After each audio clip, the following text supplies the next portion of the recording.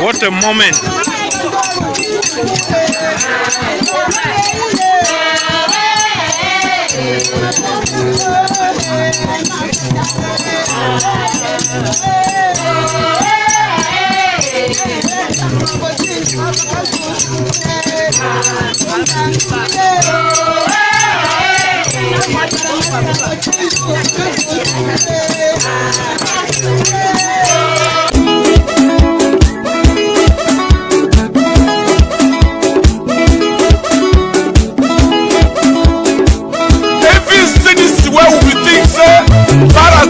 For them who go chop money, some people get work who begin them.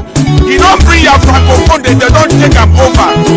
You must be passé before one can join you. South Cameroon, they became the first democratic government for inside Africa. But people don't vex for 2016. Say enough is enough. They get to take their country back. United Nations Resolution 1608. When we come together like two separate countries for Federal Republic of Cameroon. You and France would have cancelled her. Instead for you to apologize for the people for what way you don't do. You carry a element them. You can't kill our people, kill mothers, kill fathers, kill their children, kill women. You keep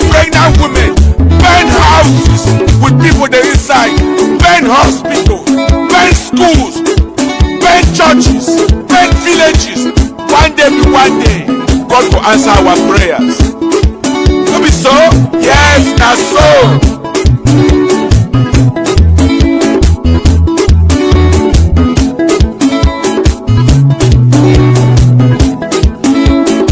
Now you self go for France, you confess say for all these 60 years, would have been one assimilate Anglophones, made a big Francophone, and would have failed.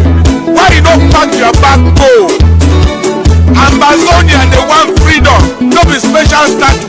Amazonia they want independence, no be national dialogue. Southern Cameroonians they want restoration of their state home, no be na Baliwalism commission. Yes, Amazonia they for Grand Zero, Amazonia they for refugee camp, Amazonia for bush, and all Amazonia they for diaspora. When I must unite for work together so that we will support our.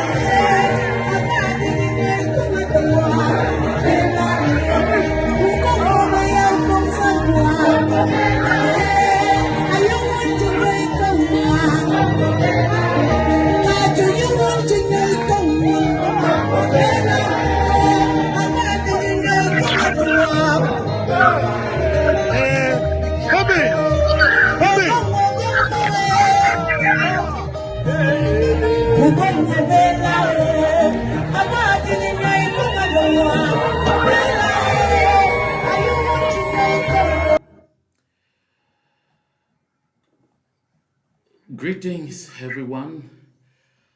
I am delighted to welcome you to this platform, this special Thursday evening of the 23rd. This is Thursday, the 23rd of October 2025. You're welcome to this very important live show. And in this monologue, I want to point out that La République du Cameroun is at the crossroads of its history. That will also be the same thing that you will say of the Southern Cameroons, because whatever is happening in La République du Cameroun has a direct bearing on the liberation movement of the people of the Southern Cameroons, aka Amazonia. The Republic of Cameroon, or I should call it La République du Cameroun, recently organized a presidential election. The election took place on the 12th of October 2025. Even before it was 48 hours after that election, trouble had started. Protests were already beginning to rear their ugly heads. We know that even in the lead up to the election proper, during the period of the campaigns, the rhetoric was already very belligerent on both sides, both on the side of the opposition and especially on the side of the government, with the Minister of the Interior of La République du Cameroun, Paul Atanganji, swearing and vowing hail and brimstone on whoever will declare the results of the election even before the official proclamation by the Constitutional Council. This, although the Electoral Code in its Article 113 clearly indicates that at the polling stations, the votes will be tallied and the results of each polling station published right there. Meaning, anyone who could get hold of the tallies from each polling station had a really clear chance to publish the trends of the election. That tension getting into the election did not simmer after the vote proper. Matters got to a head when, at the National Vote Counting Commission, it became clear that a lot of the polling sheets that were signed at the polling stations and returned to the election governing body, ELECAM, were seemingly falsified. The allegations of falsification were bolstered by reports that most of the polling sheets saw the middle sheet taken off, even on some where the agents at the polling station had signed even on that internal sheet. Was results that emerged from the southern Cameroons, from the territory of the southern Cameroons, where the people observed a 6-week lockdown, and where on election day it was mostly ghost towns all over the place. The results that emerged from there indicated that in some precincts there was even 100% participation, the thing that had never happened even in normal circumstances. The wild figures that emerged from there sent people reeling, sent supporters of the opposition in a frenzy, and of course, it also sent the people of the southern Cameroons in some very hot anger. The things turned sour when a member of parliament of the ruling CPDM party from the Misaje Ako constituency in Donga Mantung County was captured and eventually killed.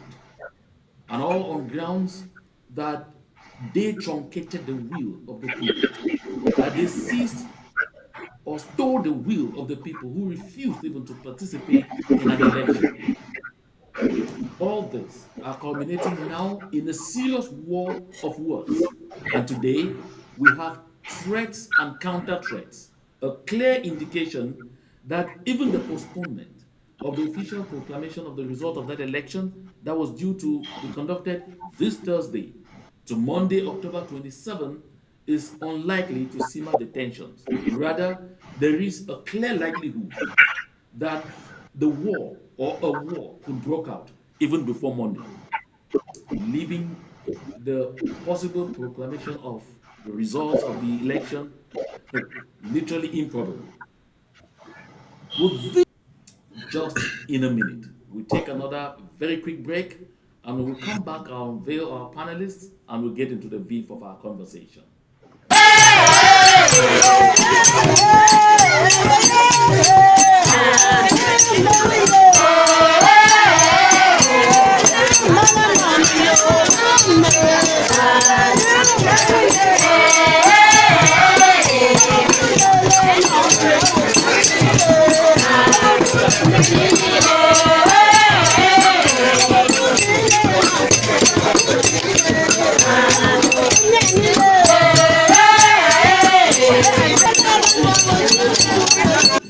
You're welcome. And now I'd like to take this opportunity to introduce the panelists on this show tonight, and I'll begin with a gentleman who is showing up on this channel for the very first time, and that will be Mr. Manifru. Mr. Manifru, you are welcome to this platform. Thank you so much for having me, John. Mr. Manifru, you are you are anchor of a very important podcast that is going on, and I recall that the title of that podcast is, oh my goodness, I guess The Undocumented Truth. Undocumented Truth. That's actually what I was getting at, undocumented truth, and I think the technical department, rather than present, your title, shot us to, getting you off the panel. So, Mr. Mani, you're welcome to this platform. It's my delight. Thank you so much for having me, John. Very glad to be here. So, how's your day coming on, though? How did your day come on today? Well, very well. With everything unraveling in Cameroon, we are keeping a close eye, looking and listening and hearing from people back home. It's very interesting. It's a time that we have not experienced in my lifetime, so I'm very glad to witness it. and I'm really hoping that change is going to come as a result of this. You're welcome. You hold your peace while I go to over to Frederick County in the I mean the great state of Maryland to meet Benjamin Ga. Benjamin Ga, you're welcome to the show. Thank you, John, and uh, thank you to other panelists. I just wish we have a nice debate, and while wishing the people of Cameroon, strength, uh, determination, and all that it takes to, engage in the battle of their lives. Thank you. Uh, Benjamin, I'm in a haste to ask you. Can I get what you're hearing? I know you have your ears to the ground. While you're walking into the studio, what new thing did you hear? I think the news back in Cameroon is that the strike or the people are already pouring out into the streets while waiting for the elections to be proclaimed probably on Monday because, as you know, it was postponed to Monday. So the people are not waiting for the outcome of that Sharia, which they already know who will be the winner or the winner in quote. I want to put it that way.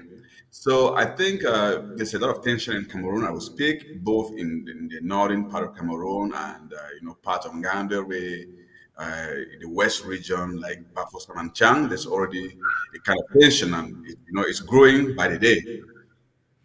Thank you very much, Benjamin. Benjamin, we'll move on to Florida, the Sunshine State in the United States of America, where we will meet our one and only Professor Lilian Lem Atanga. Prof, you're welcome to this platform once more. She's muted. I guess your microphone is muted. Oh, sorry, thank you. It's Okay. quite a pleasure, John, to meet with you again and talk about our beloved country, which is turning out to something we don't recognize anymore. I fully understand what you mean, Lillian, but I want to ask you you have definitely spent a lot of today certainly shuttling on social media to find out what is going on the ground. Do you have the feeling that the tensions are simmering? We need more than what we say. People have the voice to speak and ask. As Jesus said, ask and you shall receive. We ask, we have not received. We use the ballot box, we have not received. We need to use another voice, which is a voice on the street. Not violence, but be on the street to say, hey, this is it. We've had enough. Thank you very much, Lillian. And just before, while I was working in the afternoon to prepare this broadcast, I got this very disturbing piece of information from Garwa, from the headquarters of Issa Chiroma Bakari. And this text emerged from there, from Garwa. This text sent out by Issa Chiroma Bakari in person, who is now fondly addressed or fondly called by the people of La République du Cameroun in their vast majority, President-elect. I see some on social media actually already calling him His Excellency Issa Chiroma Bakari. He sent out this very alarming statement in which he says, I hear and I have received information that a heavy-handed assault is being prepared against me. All this for Tchiroma? Are you really going to launch an assault against the entire Cameroonian people? The people are simply asking you to recognize their victory. This time, you will not succeed. Stop your threats. Stop angering the Cameroonian people and putting the country in danger. Acknowledge that you have lost. The more you resist, the more pathetic your downfall will be. I'd like to take that very last statement over. The more you resist, the more pathetic your downfall will be. Very strong words there. Very strong words there from Issa Chiroma Bakari. Lillian, I'd like you to go first. What is your first reaction when you listen to these words? You look at the tone and you see the diction. What does this tell you? People need leadership, and they need to be convinced that the leader will lead. We need that tone. Cameroonians need that tone to reaffirm their commitment to the person they voted for, to the person they who will bring change to them. Without that leadership, Cameroonians will not be able to take to the streets and reclaim their voice, which was expressed through the ballot box. So Tchiroma needs that continued leadership to be able to succeed in his mission. Because without that, the people will also relent. But those words seem really hard. Those words appear to leave no chance for anyone to imagine that Issa Chiruma is like on the path to compromise, or because when the official proclamation of the results that was scheduled initially to take place today was moved to Monday, there were speculations that that move would have been taken to allow an opportunity for behind the scenes discussion to try and diffuse the tension and perhaps to reach an entente. When you see this kind of statement coming out on this same Thursday, when you expected that perhaps there could be talks progressing behind the scenes, do you have the feeling that it is well going forward? No, not at all. Not at all. One thing that is almost certain is that Paul Biya will be declared the winner. And Chiroma needs to take his vote. He needs to seize it. It cannot be given on a platter of gold. And all the odds are against him. But then he has the luck that the people are with him. The question is Chiroma going to seize that opportunity? Is he going to betray the people or be with the people? Because there's also the fear of the people that Chiroma may betray them. So the people need that hard voice. That voice must be very, very hard. We've had Biya for 43 years. We need someone who knows him. We need a Saul who will become a Paul to lead the people. Chiroma is now the Saul who is becoming the Paul. If he fails to be the Paul, the people will be the first to kill him, not the government of Biya. Uh, Manifru, I think see, when I try to look at those words, the choice of words used by Issa Chiroma, I come across with the feeling that he is perhaps deliberately belligerent. I mean, for someone who perhaps doesn't have forces of his own, and he's talking here to the state that has about 50,000 men and women in uniform, be it police, soldiers, gendarmes, be special forces, or others. Doesn't this come across as reckless, Manifu? Well, I think the only language that the outgoing regime in Cameroon understands is force. That's number one. And before I even answer your question, when Chiroma came out, I thought that it was one of those ploys by the regime to deceive the people. But after watching what has been going on since the election, since 12th of October, I am beginning to be convinced that Tchiroma is actually a force against the evil from the regime. And he has shown himself as a force that can be reckoned with. How? When on the eve of the October 12 election, we had the Minister of Interior,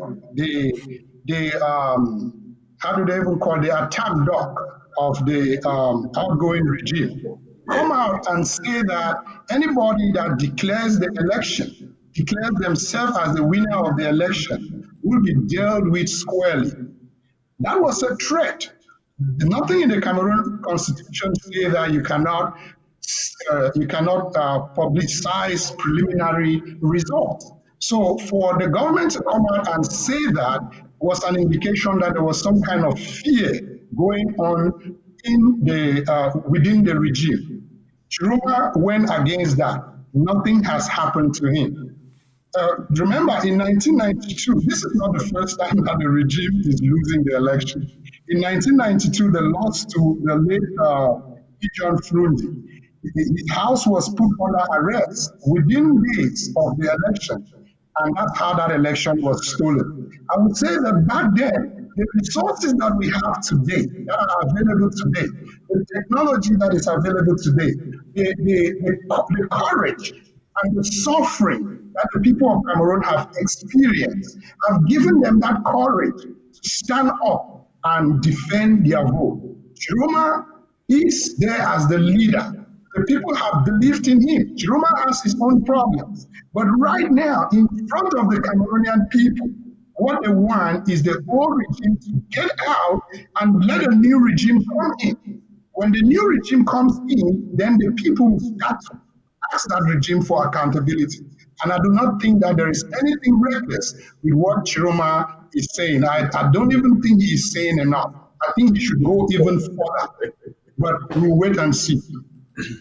Yes, Benjamin, from the look of things, you will wonder why Paul Atanganji, who swore in this words, said, if anyone dares, what had happened to others will happen to them. He quoted what happened in 2018. He said, j'avais dit que si quelqu'un tente, il va se retrouver au pays de qui je savais, de si je savais. Et il s'est retrouvé là-bas. And then he said, si quelqu'un tente encore cette fois-ci, il va aussi se retrouver au pays de si je savais, et ce pour très longtemps. Meaning, if anyone dares this time, he was referring there to what happened in 2018 when Maurice Kamto was captured and thrown in jail, where he stayed in Kodingi for over 8 months. And it was only thanks to the intervention of the French President Emmanuel Macron that Maurice Kamto was finally set free. So, how do you explain that this far, despite crossing Atanga Ponji's red line over and over, and even going above and beyond, nothing has yet happened to Issa Chiroma Benjamin? How do you explain that? I think let me first of all go to the language in that communique that you read to us to say that the language is indicative of something, that Chiroma is not that physical Chiroma as you see. There's a saying that, when you see a bird dancing beside the road, don't think that it's only the bird. There's a drummer somewhere in the bush. So when I listen to Chiroma and I see his actions, I believe that the drama is somewhere. And I think the regime, the Atangas, the Ngongos, the Paul Bias, they are in for a match that they didn't expect. It is said all over the place now that they were preparing for Kamto and Chiroma came. Like you're preparing for an exam for somebody, but somebody else surprises you. So the fact is this: if you look at Chiroma, Chiroma does not sell eggs like the Bamili case. In 2018, the Bamili case, where Kamto came from, they could not go out to demonstrate, to destroy, to fight a war because they have their businesses they wanted to protect. They sell here and there. They are everywhere in Cameroon, and they were like, we can't do this because if we do it, things might be against us.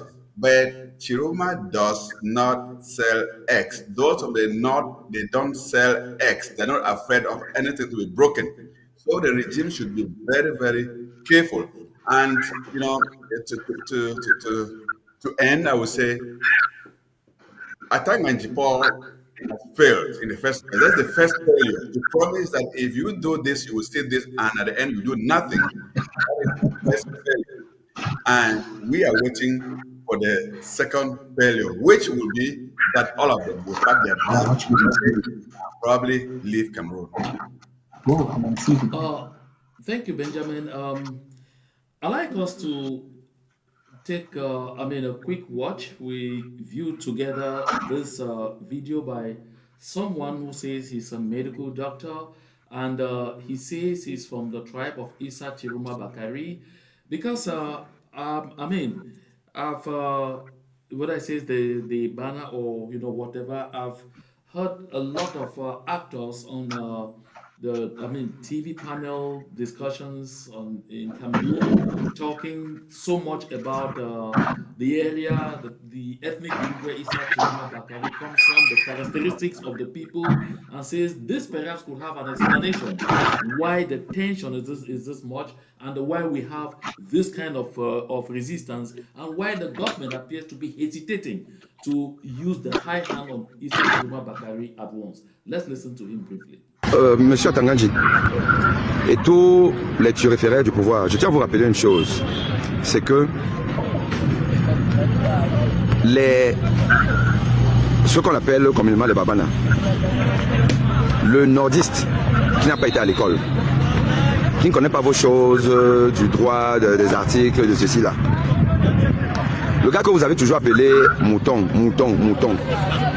Le mouton, justement, c'est celui-là qui est un inconditionnel, qui ne réfléchit pas, qui vous suit quand vous voulez qu'il vous suive. Là où vous voulez qu'il aille, c'est là où il va. C'est ça le mouton. Vous avez appelé ce qu'on appelle affectueusement ton. Et pendant des décennies, ils ont été conduits comme un troupeau, en leur demandant de toujours soutenir M. Paul Biya. Vous l'avez fait. Quand ça vous arrangeait, cette attitude du Babana, vous étiez content. Sachez donc une chose, c'est que le Babana ne comprend pas vos menaces. Le Babana, lui, il a un seul objectif, c'est d'être conduit dans la direction de son maître. Et aujourd'hui, son maître qui le conduisait vers le RDPC, son maître est en train de le conduire vers le peuple souverain. Issa Tchiroma m'a conduit son troupeau vers le peuple souverain. Et vous ne pouvez rien. Atangandji, tu fais le bruit. Tes petits que tu envoies là, les petits militaires affamés, qui eux-mêmes ne sont pas contents, que tu envoies, ils vont trouver les babanas devant eux. C'est-à-dire qu'il va falloir qu'ils traversent les cadavres des babanas pour atteindre Issa Tchiroma. Et nous allons le soutenir. Nous allons Atangandji, retiens ceci, retiens ce que je te dis là. Moi, je m'appelle Aimé Boni, le professeur Aimé Boni, médecin, cardiologue universitaire. Sache que je deviens ambazonien. Dès que tu nous fais ça à l'envers, je deviens ambazonien, mais une ambazonie internationalisée. Je t'assure. Atangandji et Clément Tanganda d'ailleurs, retenez une chose. Pour une fois, il y a un professeur de médecine qui va devenir ambazonien et qui va monter une rébellion internationale. Et je vous rappelle, Emmanuel Macron, je vais aller le voir. Le Parlement français, l'Assemblée nationale, ils vont entendre parler de moi. Je vais bousculer tout en France. Et je vais demander à tous ceux qui pensent comme moi que nous fassions la guerre ambazonienne internationale. L'ONU a dit que l'ONU vient chez nous, non? N'est-ce pas que l'ONU a dit qu'ils viennent organiser les élections? L'ONU, vous nous aurez sur le dos. Le Cameroun va devenir un foyer de tension internationale. C'est ça qui est la vérité. Vous ne pouvez... En fait, sachez une chose, c'est que nous avons déjà gagné.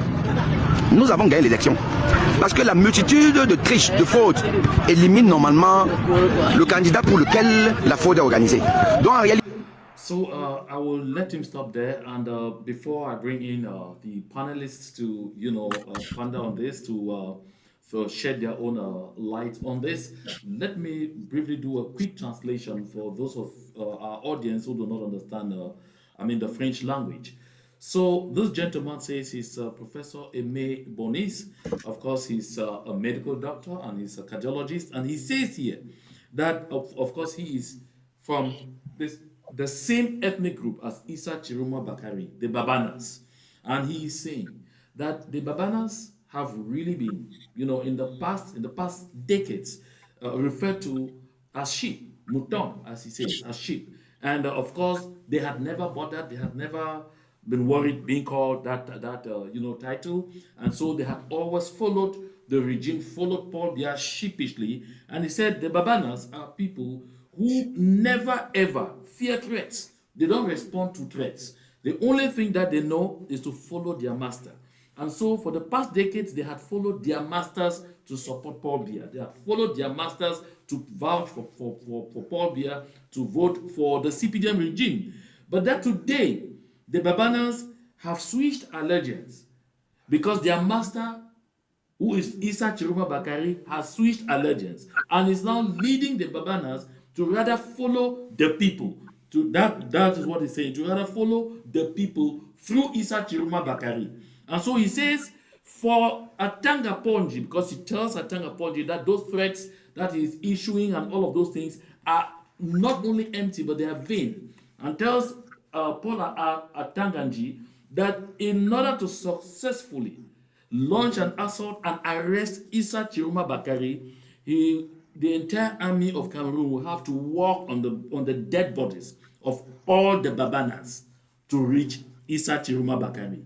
And so he goes on to say he, as professor, believes that Isa Chiruma Bakari has won the election and that all the maneuvers going on right now to steal the election will not work. And he says one interesting thing at the end of the day, that he will become the first professor to become an amber boy in reference to the ongoing war of independence in the southern Cameroons. You know, he's referring himself that he will soon become an Amazonian and he will become like one of our freedom fighters. And he's saying that any attempt to capture Isa Chiruma Bakari will simply be creating a new armed insurrection in the northern region. So, Benjamin, would this be why Paul Atanganji and the Yaoundé system are hesitant to resort immediately to the use of force? Definitely, and if you listen to that guy, he says something which has made me to think about something. It is unfortunate that the people of the north, they're extremely very good people, very kind. I mean, welcoming. There's no other people in Cameroon who are as welcoming as those from the north. That's why you've never heard them giving those from the south any kind of names. But we have given them all kinds of names. Le Mouton, Le Waijo, Le whatever. We've nicknamed them just because we think they are docile. They are not. They are people that when they want to support you, when they want to do something, they do it wholeheartedly. And it seems to the Yaoundé man, the Betibo, the Ekan people, they've taken that for a right, and they think that they can do whatever thing they want. I'm happy that this time around, those you thought they were just the Mouton or whatever, they've risen up and they've seen a leader and they have a leader. And as I said some times ago, they are very close to Boko Haram. And I'm taking the people of Yaoundé, especially those who belong to the CPDM party, because those are the people, those are the target, those are the people that are causing this country the trouble we have today. So they should be careful because these people are very close to, the Boko Haram. They are very close to Chad. They are very close to.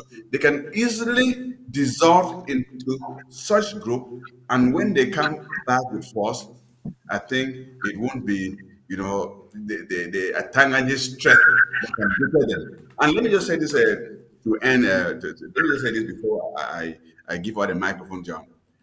When I see the regime in place, even postpone the day they were supposed to proclaim the elections, that tells me that there is panic. Panic has changed camp already.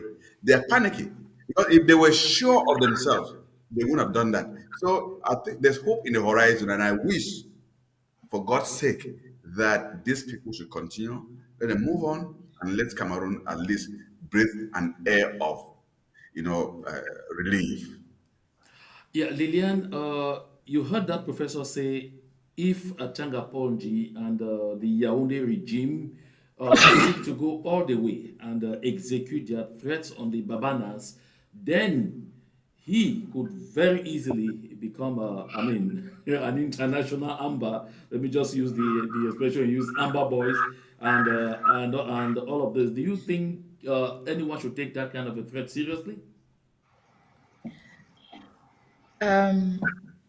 It can be taken seriously, but I will not advise for such a violent threat. We've learned a lot of lessons in Frundi's time, he won the elections. I was young then. We went through all the violence, although it wasn't very bad as the Anglophone crisis. Nothing happened.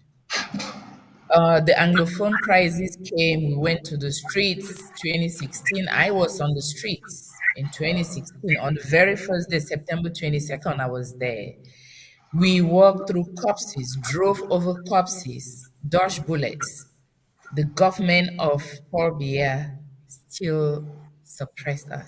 They used time, they used tactics, and they suppressed us. The government of Cameroon has that capacity and capability to resist for a long time, wear us out from poverty, from tiredness, from lack of ammunition to keep that government going. I think that we should learn from errors of the past, strategy. Professor Lem, One thing we I want to interrupt you before you continue right there. You are saying something there that appears to be exactly what is in the psychic of the government of Cameroon, in the psychic of attack upon you when he threatens. What Yeah. you are saying is similar to what I listened to one gentleman say on Vision Card, or I think he was actually on Canal 2. He said that in 1992, Frundi made a noise, he was suppressed, and finally he succumbed. He said in 2018, Maurice Kamto made a noise, he was captured. The gentleman who said this was Ernest Obama.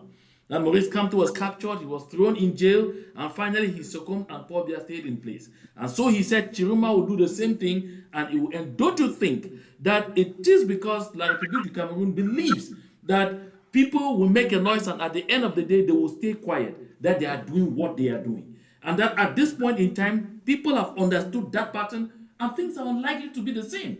And it is for that it's even for that same reason why people are unlikely to to yield to any kind of calls for calm. Don't you think that? that, that's where I'm getting to. That's where I'm getting at, excuse me.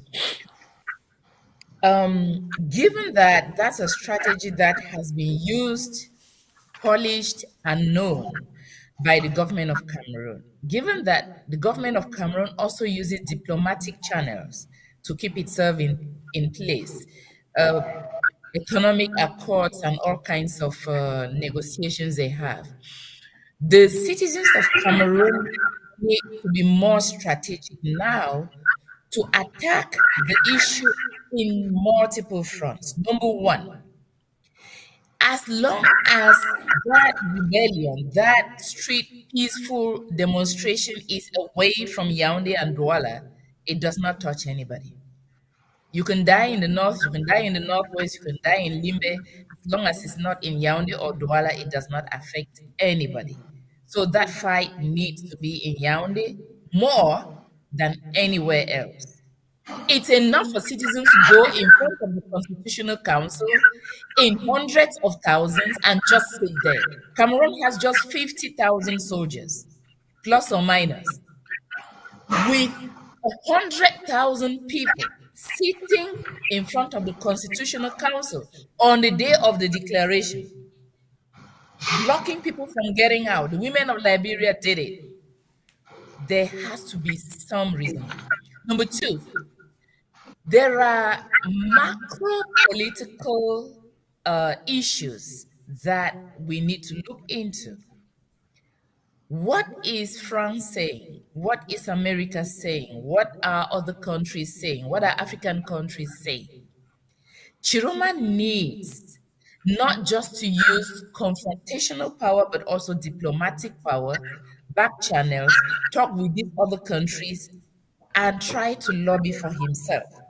Because if the international governments prefer someone they can talk with than someone who confronts them, they will do everything to kick Tchiroma out.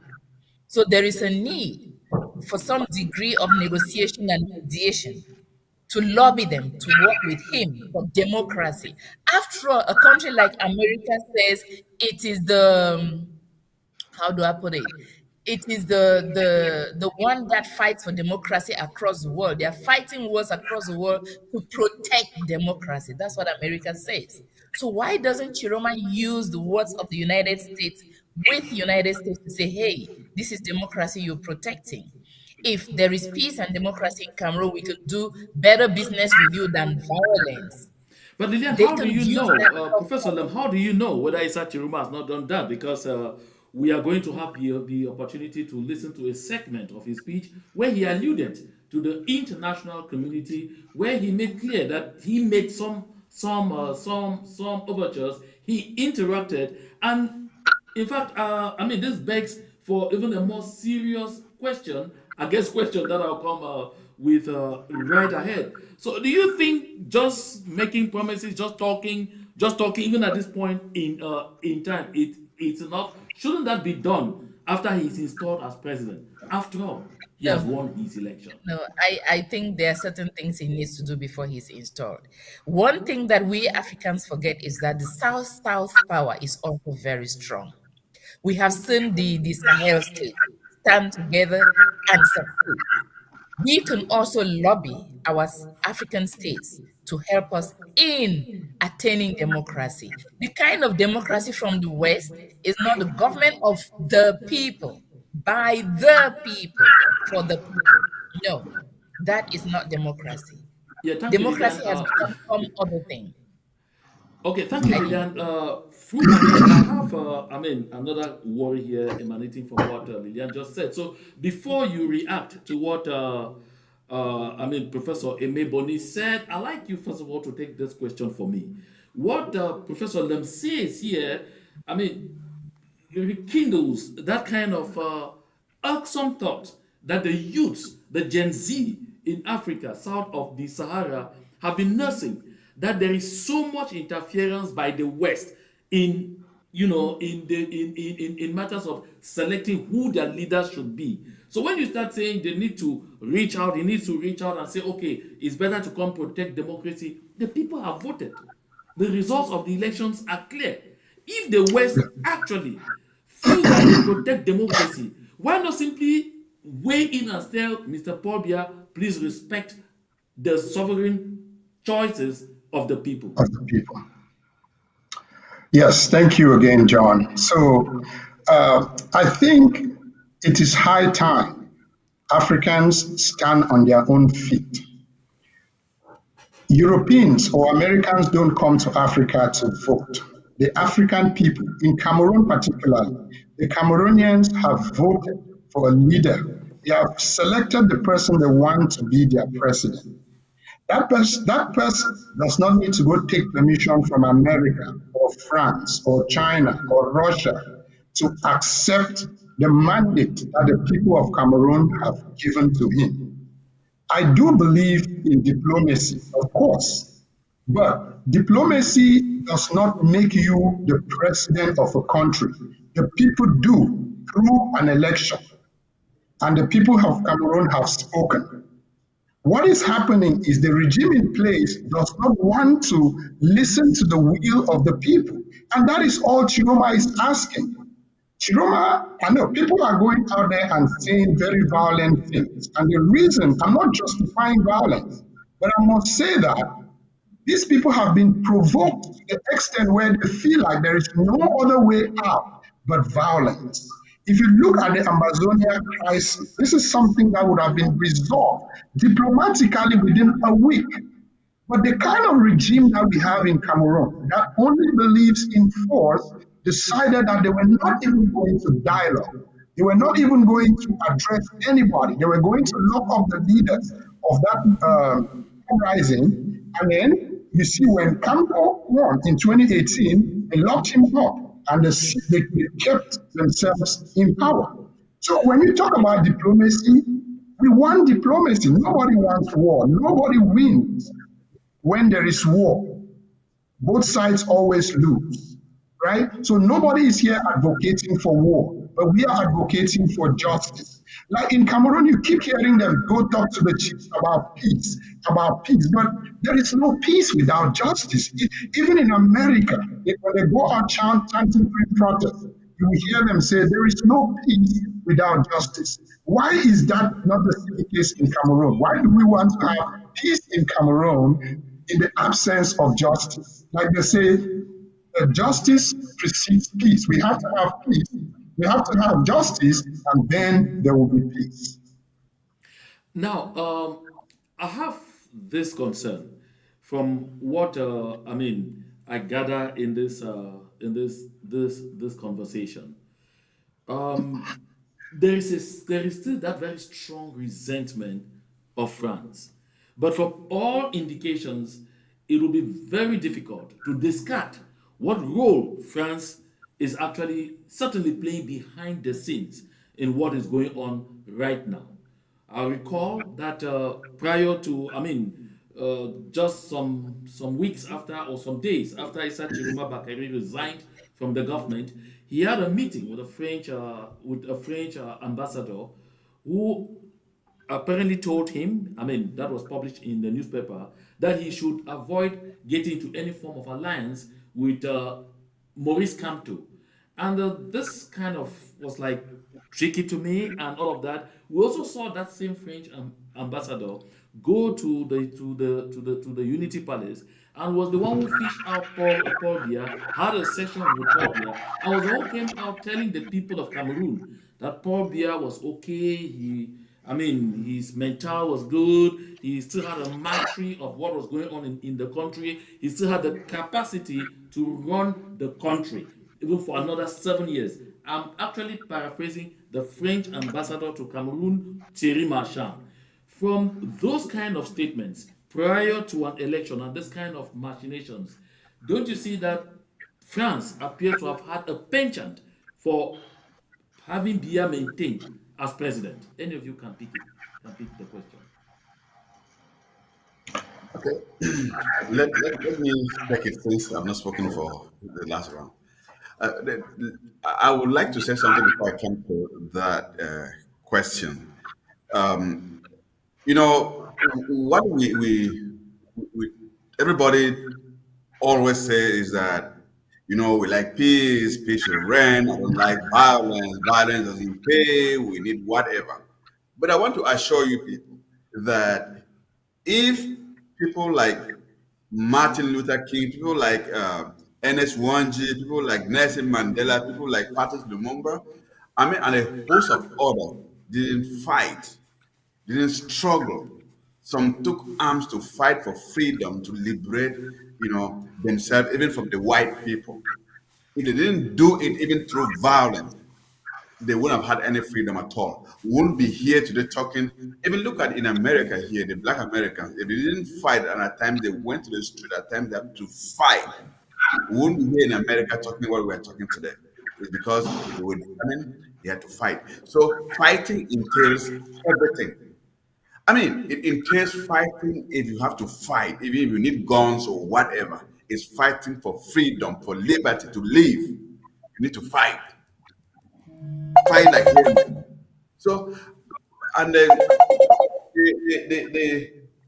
there's a sound. I don't know where it's coming from. Okay, thank you. So, to go to your question about France, and other Western countries, I have never understood why they have such interest in African countries. Because when there's an election in France, we don't hear African leaders or the president of Cameroon having anything to say about the elections. When we had the Major Jean marching and demonstrating and burning things in France, I didn't hear the president of Cameroon giving warnings or trying to intervene to tell France that, oh, you need to do this or that. Why should it be the African continent? Why should it be Cameroon that has to depend on some other country to tell them what is good for them? We know what is good for us. We need freedom. With that or with France, who cares? What Cameroonians need now is to know that their life, their well-being, their economy, their social life is on the line, and they need to fight for it. If it means taking up arms and to fight, they need to do it. It's their life. It's not the life of a Frenchman. It's not the life of an American. It's not the life of a Russian. It is their own lives. They've lived in poverty for the past 43 years, without water, without electricity, with nothing virtually. They need to fight for their dear lives. Even if Chiroma, as we speak, if he thinks that he can even betray the people, he has gone beyond that already. I think as Doctor said, the people can turn against him and rather kill him than him betraying the people. Yes, Manifu, do you want to chime in? Do you want to chime in Yes, there? Do you share the view really that quick. that Benjamin couches there? Really quick, really quick. They say that the devil you know is better than the angel you don't know, right? So, in that light, I think France would rather continue to work with Paul Biya, somebody they have known for the past 43 years, than engage with a new leader, Chiroma, who they don't really know very well. They don't really know how if he is going to turn like Traore in Burkina. Burkina Faso, right? So, but again, like Benjamin said, it is not up to France to decide who should be the president of Cameroon. It is up to the people of Cameroon to do that. Diplomatically, I want Cameroon to work with France. I want Cameroon to work with America, with Russia, with China. These relationships are needed for the well-being of the country and the well-being of the people of the country. But it is Cameroon remains a sovereign state that should decide its own leader through its constitution. If you look at the constitution of Cameroon, nowhere in it does it say that France has to decide who is the presidential candidate or who is the president. I do know that France stands to lose a lot if Cameroon eventually elects a leader that decides to not work with France, that decides to now work with Russia or America and sideline France. So France is doing everything in its power to continue to colonize Cameroon.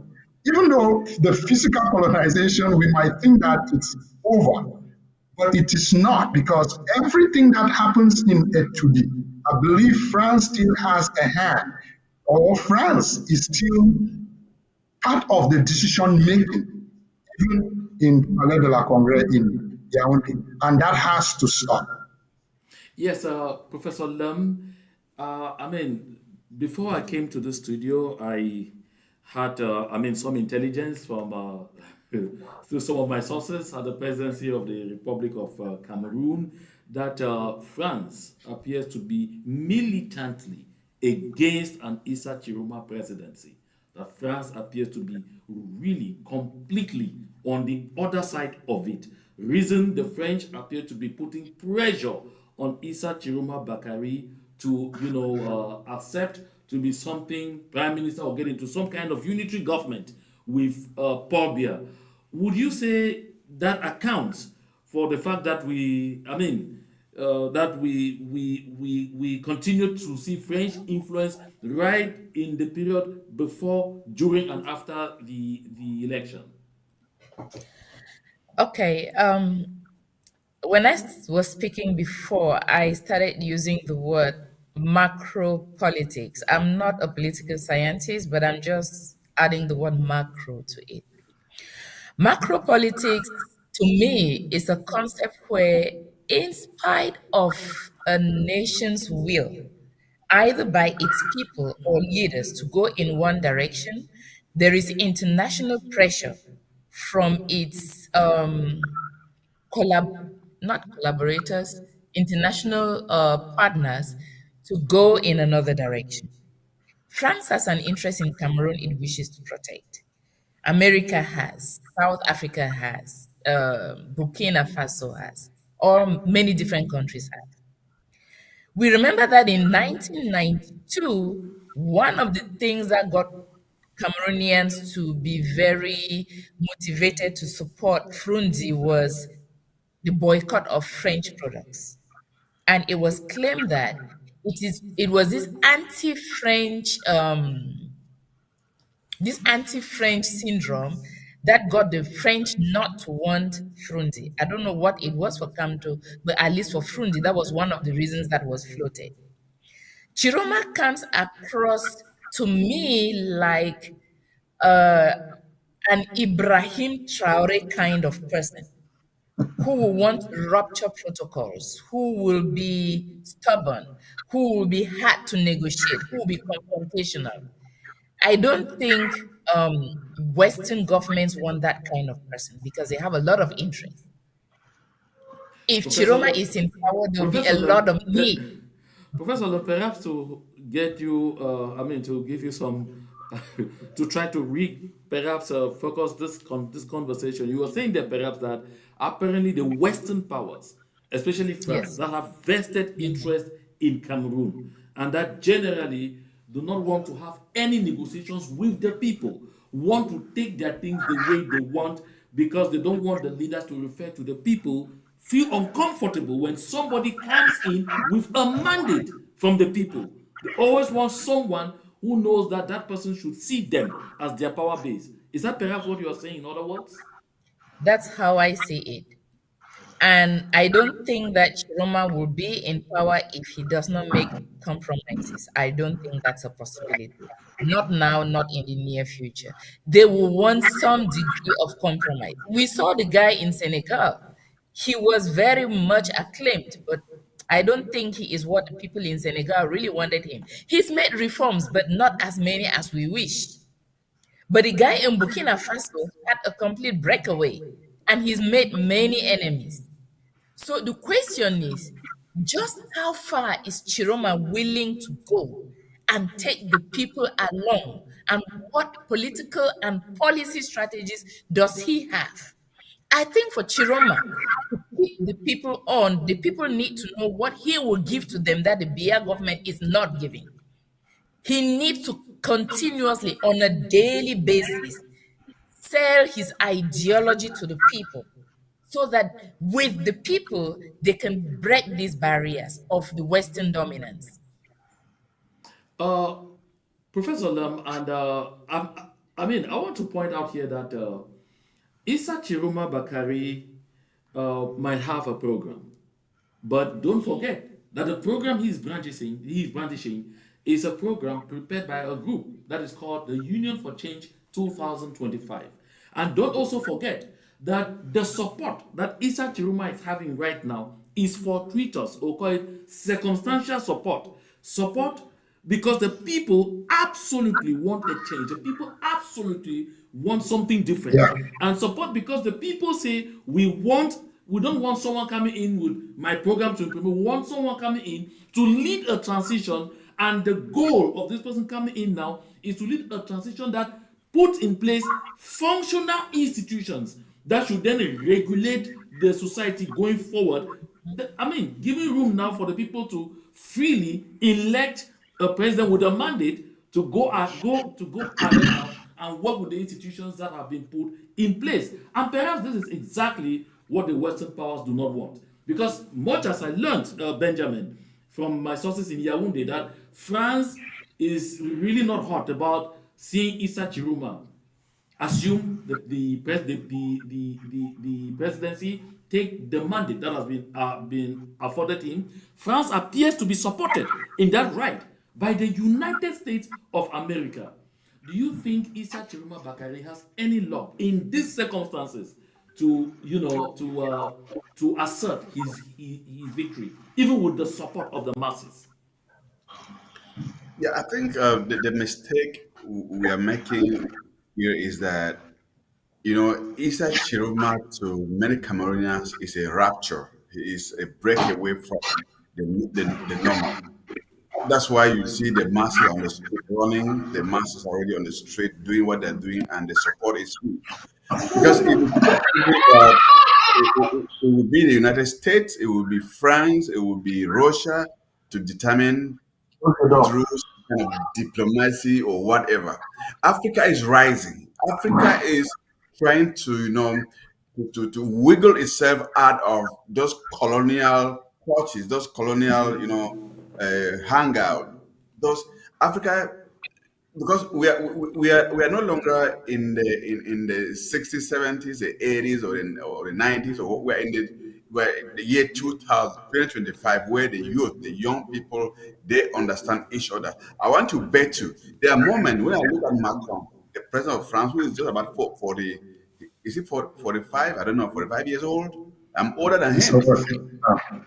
Yeah, I'm older than him, and I see him come to give orders to somewhere like Paul Biya, to my own country where I belong, to pretend that he is the one who would decide who is to become the president of my country. Who is Emmanuel? Who is Macron? I mean, in terms of everything, I should say that I ought also to be the president of Cameroon, make decision and to decide who is to be the president of France. France has nothing virtually.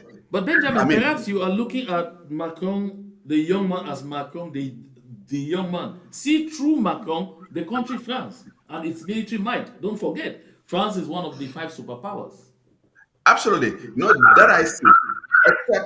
Except we think that if we not told the way, they will come in and probably start sponsoring some kind of uprising, resistance here and there, and Cameroon will be in chaos. But that, I think, even if they have to do that, Africans need to buy that and fight for true independence, because it will keep on pampering ourselves to think that, oh, we have to hear what the international community is saying, hear what America is saying, or they don't like this man, they like the other person to come in. It will keep on doing that. We will remain in the clutches of these people for the next 200 years. I think, I mean, I don't deny diplomacy. I don't deny people to or countries to relate with each other, equally. But we have to fight for our second independence, where we are actually and truly independent. We can't keep on this way. For how long are we going to think that we have to keep on thinking that some white man or some, when I hear people say that, France will come in, or I mean, Cameroonians should fight for their dear lives.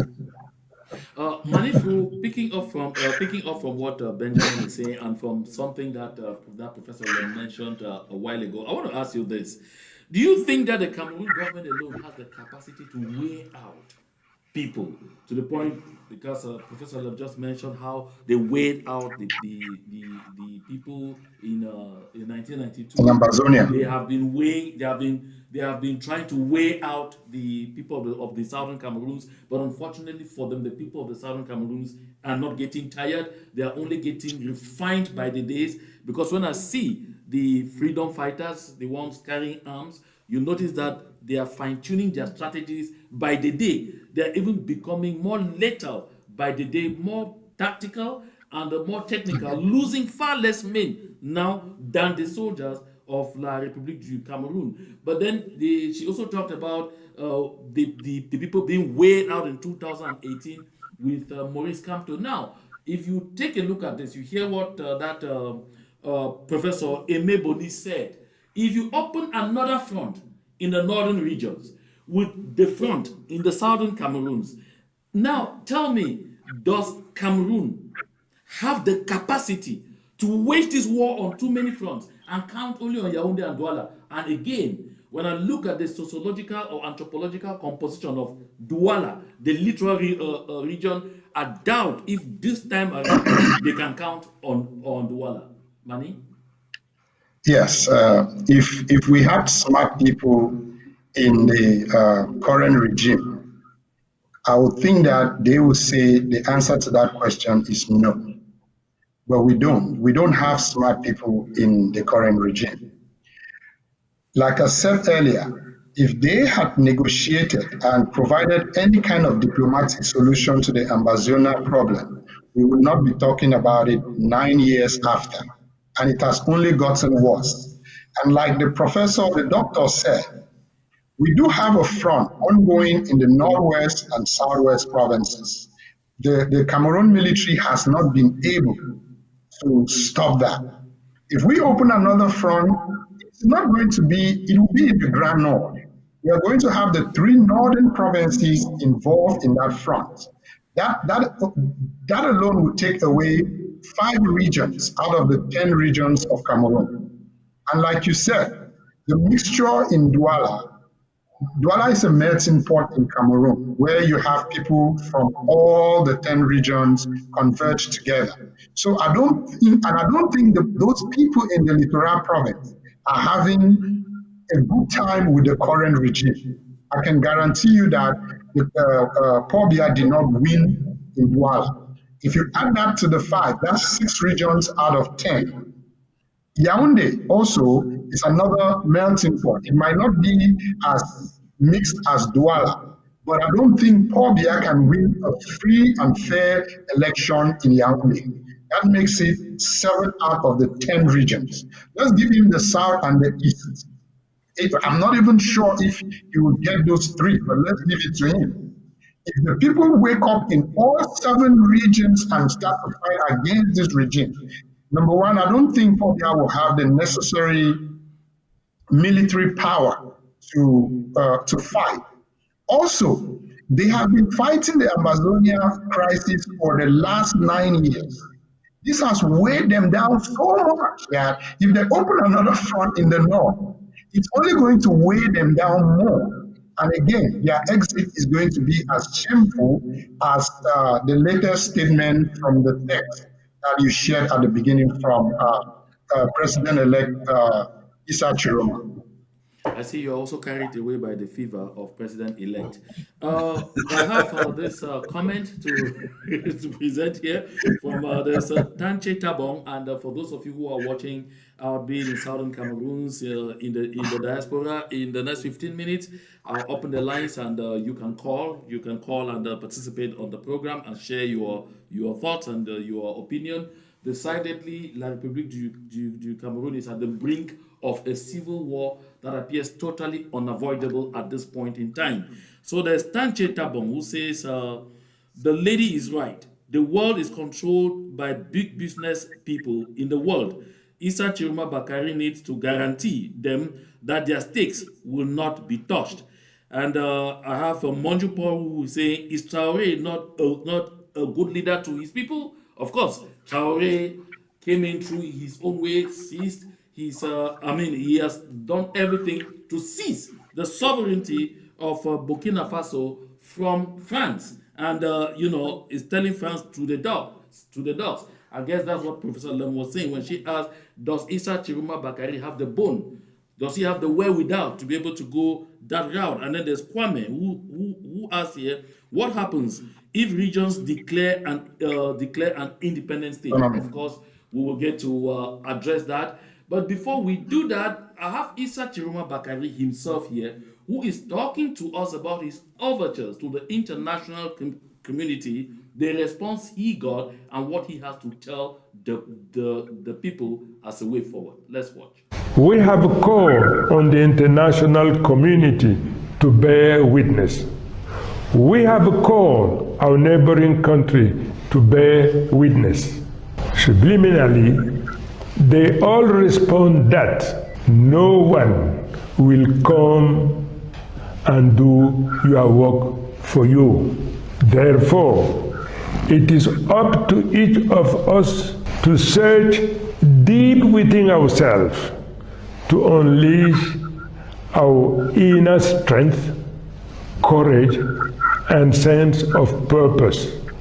After all, as the saying goes, there is no dignity in expecting others to do everything for you. We have... So, Issa Tchiroma is very clear here.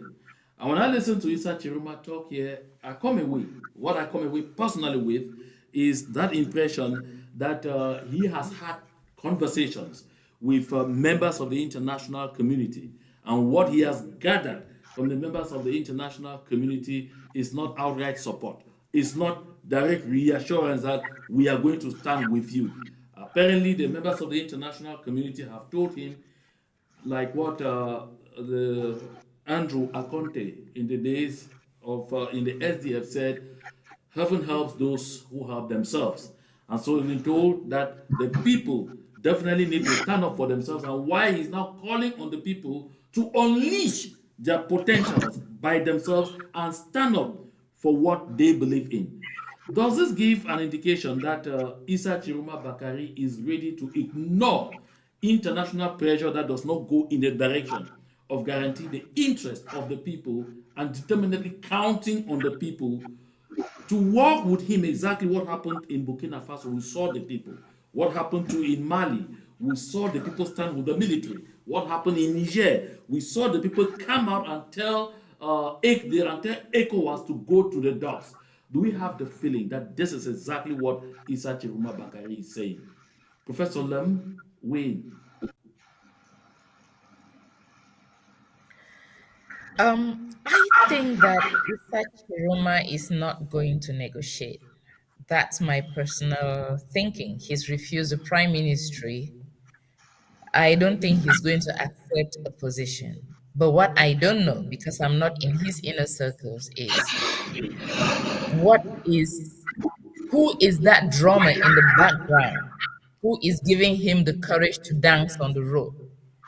Because two things: either he's just going to give up and he knows that he's violated a lot of Cameroon's terrorism acts and will be jailed, or he's going to keep the fight. For him to keep the fight, what is he counting on to keep the fight? Is it just our bare hands as citizens? Or is he mobilizing? And what is he mobilizing? However, I do know that on a legal front, he can mobilize lawyers in Cameroon to fight a legal battle. It can take a long time, but that battle would delegitimize with different kinds of proofs what the Biya government is trying to steal from the people of Cameroon. So Issa Chiroma has known that the West will not help him. With those words, he may not be speaking the real truth. He's probably hiding the fact that the West has refused to help him. But then what is he counting on? What are we counting to do to support him as the face of change in Cameroon? Because this change is not about Issa Chiroma, it's about chasing the devil from Cameroon. It's about freeing ourselves. It's about freeing our future and our children. It's about so many of us wanting to own our land and our resources. So what are we counting on to fight the Biya government and any international parties that feel threatened by his overthrow? Benjamin, the United Nations participated in those elections in La République du Cameroun by providing some huge funding to Elecam, I mean, in the run up to those elections. But curiously enough, the United Nations has been silent, has maintained some kind of unbridled silence since, the period after the elections and all of this noise going on and on and on and on. What is going on, Benjamin? What do you think is going on?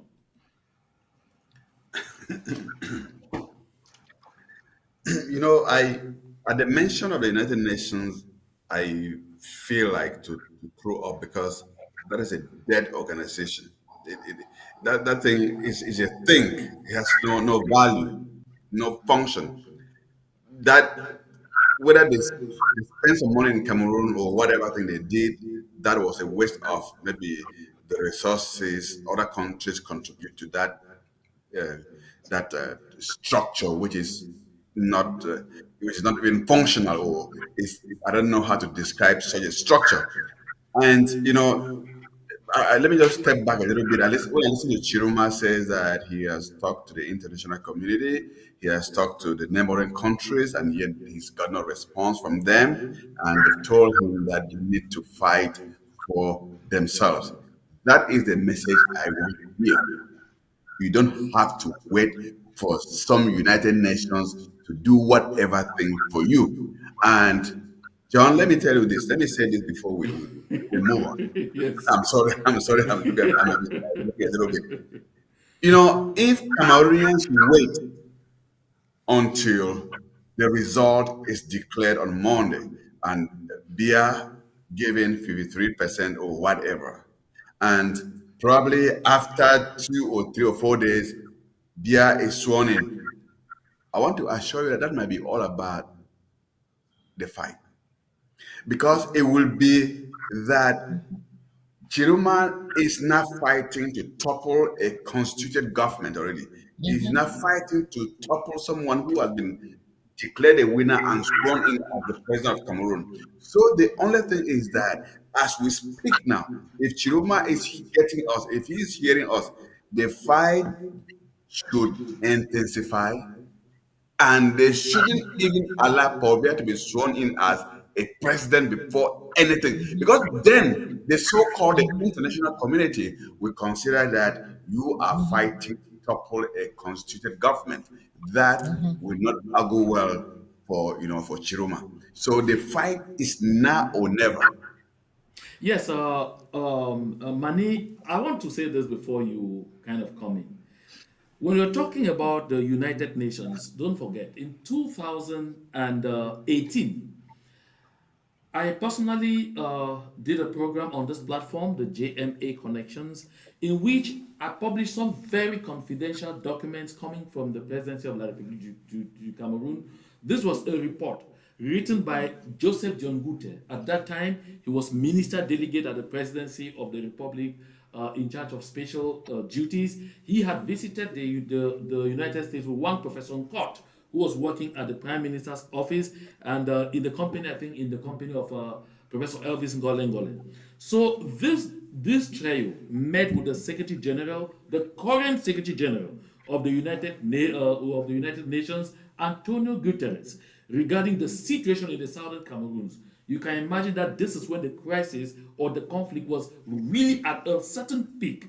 And the reaction of the Secretary General was that he was going to use his good offices of the United Nations to get some entities to help La République du Cameroun do public relations, citing that he knew that usually people will provoke situations so that the full force of the law comes on them, and when the government responds to that provocation, they now start crying human rights, human rights, human rights. He was aware of that, and so he was going to use the good offices of the United Nations to assist an autocrat, to assist someone who was already at the starting blocks of a genocide on a civilian population. So is that a body that you can count on? And this same United Nations, with the same Secretary General, coming in to flood money to Elekam in something that has been described by a lot of people in the country as a very suspicious move. Suspicious move. Do you think that for any 1 second in the world, that particular United Nations can stand on the side of the people of La République du Cameroun? So, like Ben said, John, I think the United Nations is absolutely an obsolete organization, and no one should really be looking up to it to come and save you. I'll give you a very recent example. We had over 70,000 people massacred in Gaza over the last two and a half years. All the United Nations did was write report upon report upon report, and all these reports are not going to bring these people back from the dead. So if people get killed in Cameroon, all the United Nations is going to do is to write reports. And what has been happening recently with the United Nations is you will see Secretary General Antonio Guterres, when he goes to African countries, he goes there to receive gifts. He doesn't go there to solve any problems. When he can't do that in the West, he cannot do that in America or in France. Because if he even writes a report against America, if he writes a report, if his organization writes a report that puts paints America in a bad light, he will be banned from coming to America. That's what is going to happen. It has happened to many people working in the United Nations as we speak. So for the United Nations to say that they will not support Tchiroma, or to say that the people go and poke the bear, and then when the bear comes back, they start to cry foul. The United Nations was meant to be a diplomatic organization. It was not meant to be a core. It was meant to be a neutral organization that will come in, collect the facts, and even if you want to write a report that is factual, not go in and take sides. The United Nations has not been a proper representation of Africans, so we should not be taking any orders from the United Nations. Okay, before we continue, I have some of these views from the audience. I have Che Amber here says, Isa Chiruma is a very, he says that, Isa Chiroma, he says, Isa Chiroma is a very hard nut who knows how to fight the core of the system. So Cheche Amba is a believer in Isa Chiruma's understanding of the system and his ability to fight the same system that he had belonged to for close to 2 decades. There's Mashi who says that is also my take, Mr. Mba. It shows that he knows that the only weapon he has now is the people, not the international support from his speech. So he's Mashi is corroborating what I just pointed out, that Isa Chiruma Bakari has come around to recognize that his real force relies on the people. And then Chechemba comes back says that the voting is done by the people, and today they are ready to stand their grounds. That is yet to be seen, because for the people of Cameroon, it's always a wait and see. They can get caught within 1, 2, 3 days, and that is what the government of La République du Cameroun counts on. As Professor Lem pointed out, they will try to work on that aspect, that the people will get tired of, try to weigh out the people, arrest as many as they can, kill a few in the hope that the people eventually kind of give up. So that's what this is. So you say we are witnessing the end of the Bias era. They are fully aware of it. That is yet to be seen, because you have heard on this slot that apparently the French, and I just mentioned to you the attitude of the French ambassador to Cameroon, although the French are calling on their citizens to leave the country as fast as possible right now as a security measure, they are all the same ready to make sure that they oversee a bloodbath to maintain their grip on La République du Cameroun. Mobile fiber, that's the name you go by here. You say Africa is at the verge of receiving 3 more countries from within Cameroon. Cameroon might take the Guinness Book of Records, and of course, I know we can all have a good laugh at that.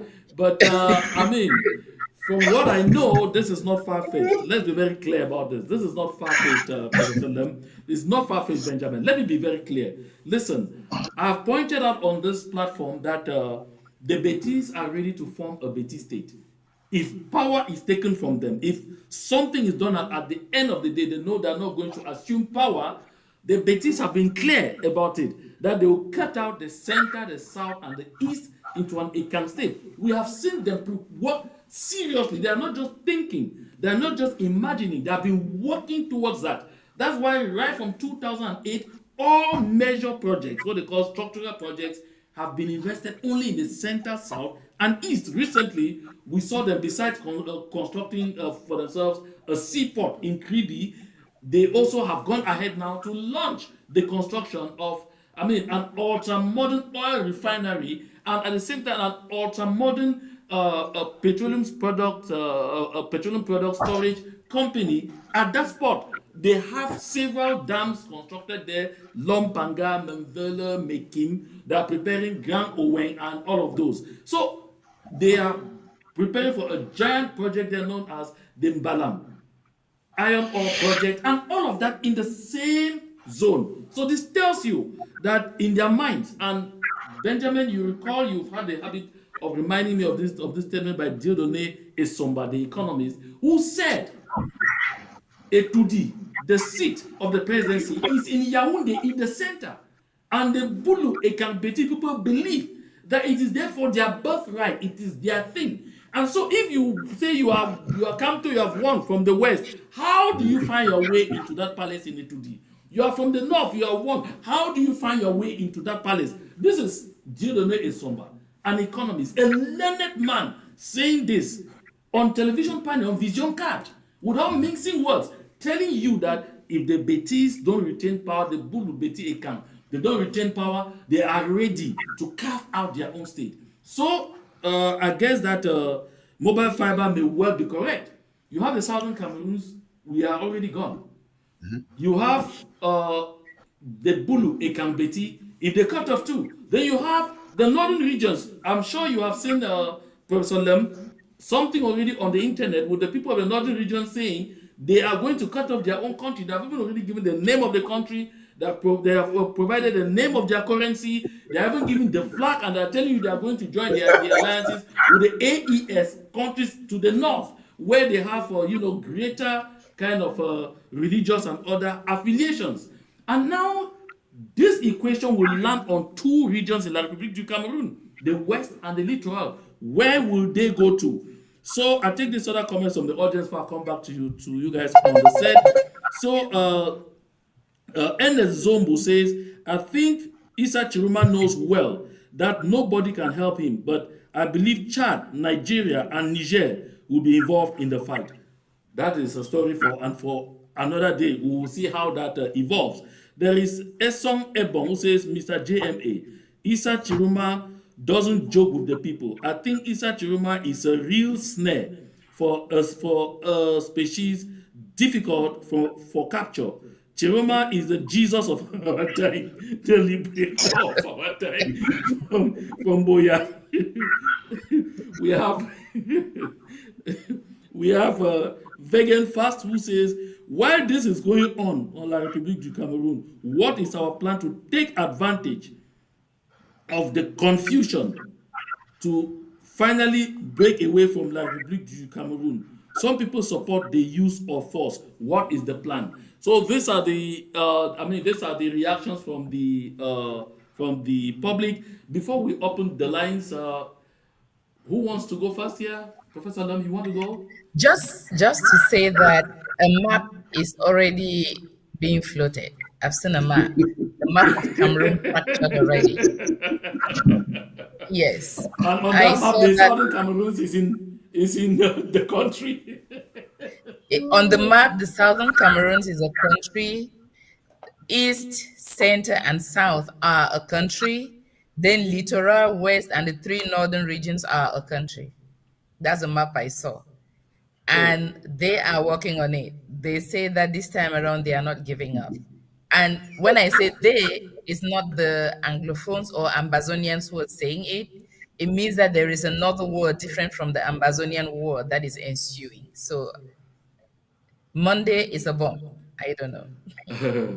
Mani, does it seem laughable, or is something someone should take seriously? Well, yeah, I don't think that is something that is going to actually happen. But I want to comment on something that I don't know who said it earlier about that the people have to go out and start to fight now. I guess the question I like to ask is, what are they fighting for now? I think they just voted, right? And those votes are being counted. If you're going out to start a fight, why are you fighting? I think we have to wait for the results to come out, and then we can, because there is rumor now that there is a lot of fraud going on with the counting, and they are going to proclaim Pobia as the winner when he is not really the winner. But we don't know that. That is just rumor. I think the people really need to wait for the results to be announced. And if the results are announced and they have evidence that the results that have been announced do not match the results, the vote tallies that they have, then that will be a good time for them to go out to say, no, you people have announced the wrong candidate. Because when they announce the result, there is also time before the inauguration, right? It is only after you have been inaugurated which guarantees the presidency for you. So once the results are announced, if they are incorrect, yes. Mani, I want to interrupt you there. I think that you appear to, I know it's possible you've been out of Cameroon quite long, and so it's possible you have, you know, forgotten a bit of how they happen. Rumor in Cameroon is official.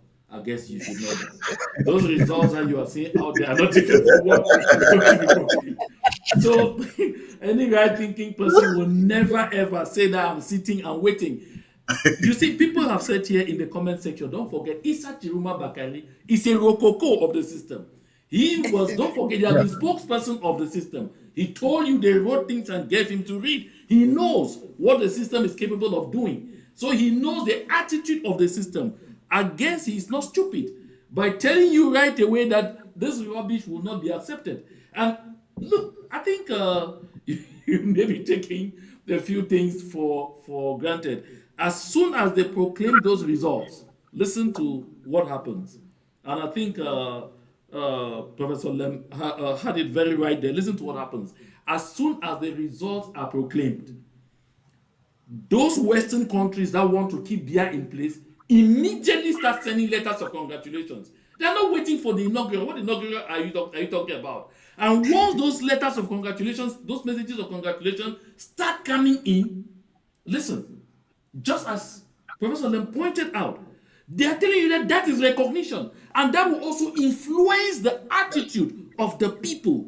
Will the people continue to fight when they have the feeling that the all-powerful nations are already lining up behind Biya?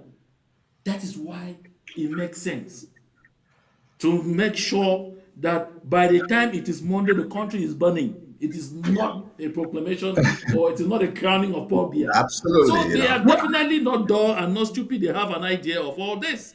And so this is something that we need to take into consideration. And Benjamin, before you come in, I'd like us to, before we go to the public to take calls, let's take a look at this video. This is Mesanga Nyamding. I know, Benjamin, you said some time ago that you don't want to lend any credence to Mesanga Nyamding, but he's saying something here that is amazing, that is interesting, because he's pointing out something that if the regime ignores, and what I like is, of course, he is from the center southeast, from what you call the Bulu Ikambeti.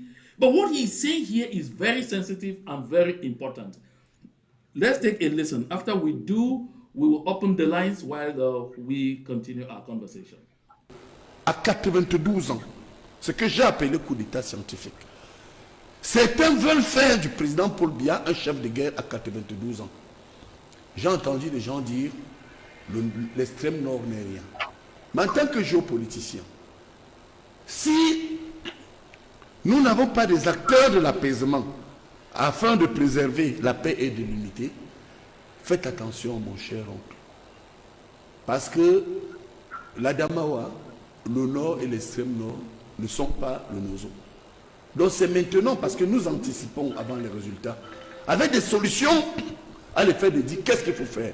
Moi je ne vois pas Paul Biya chef de guerre. Certains veulent autour de lui que Paul Biya à 92 ans finisse comme un chef de guerre. On a même vu des gens apporter des preuves que certains sont impliqués à côté de lui. Je cite ici Kaba Yegi Djibril, lorsqu'il disait au nord qu'il y a des Boko Haram parmi nous, on a eu des preuves que certains acteurs incitaient à la guerre Nozo.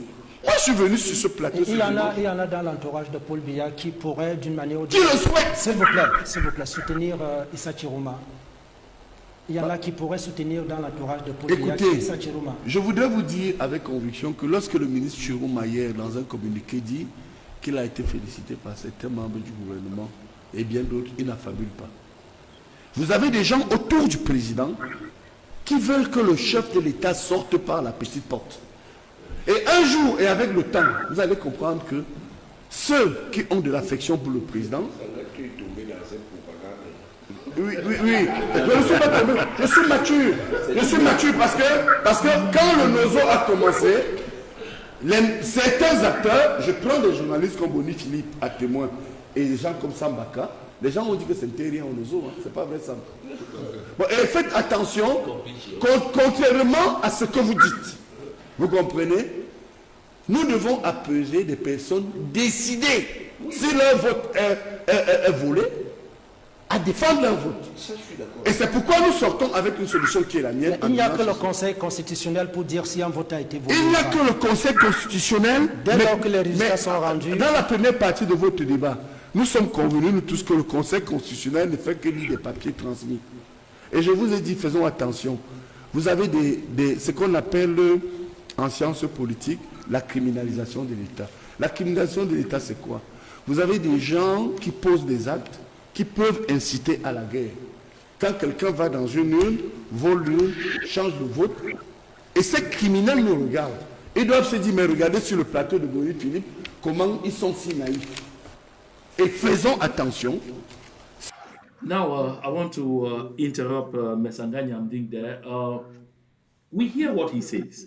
He points out three very interesting things here. Number one, he says the northern regions are not, that the people of the northern regions are not the Nozo. When he say are not the Nozo, they are not the people of the southern Cameroons. So what he's trying to point out here, first and foremost, is that the people of the northern regions are likely to be wilder, more lethal than the people of the southern Cameroons. That is number one. Number two, he points out again here very unequivocally that in effect, the system should recognize that they have stolen. He makes clear the system should recognize that they are stealing. They are stealing a vote. And when you see that when he's prompted to say the Constitutional Council is the only to report, to your point, Manny, he reminds the people very quickly that the Constitutional Council will only read what they gave to it, and what the results that are circulating out there are the results that have been handed to the Constitutional Council by the National Vote Counting Commission through Elections Cameroon. And so nothing is going to change. And if you're thinking something will change, the Constitutional Council listened to petitions yesterday and rejected all, as usual. And so therefore, nothing absolutely is going to change. But there is something that intrigues me here, and the question I want to ask here is, for us, the people of the southern Cameroons, when you hear all these statements, what is your reaction? What do you think is the perception of the situation of the southern Cameroons by the actors in La République du Cameroun and the international community? What opportunity is there in this for the people of the southern Cameroons? I begin with you, Benjamin. Yeah, thank you again for giving me this opportunity. Benjamin, before I let you go, I want to alert those who are watching us, in the public, you can call. It's not time, you can call and share your views on the program directly. And the number you have on your screen is a WhatsApp. It's a WhatsApp only number. So you can call on WhatsApp there if you want to participate on this program. Yes, Benjamin, you can continue.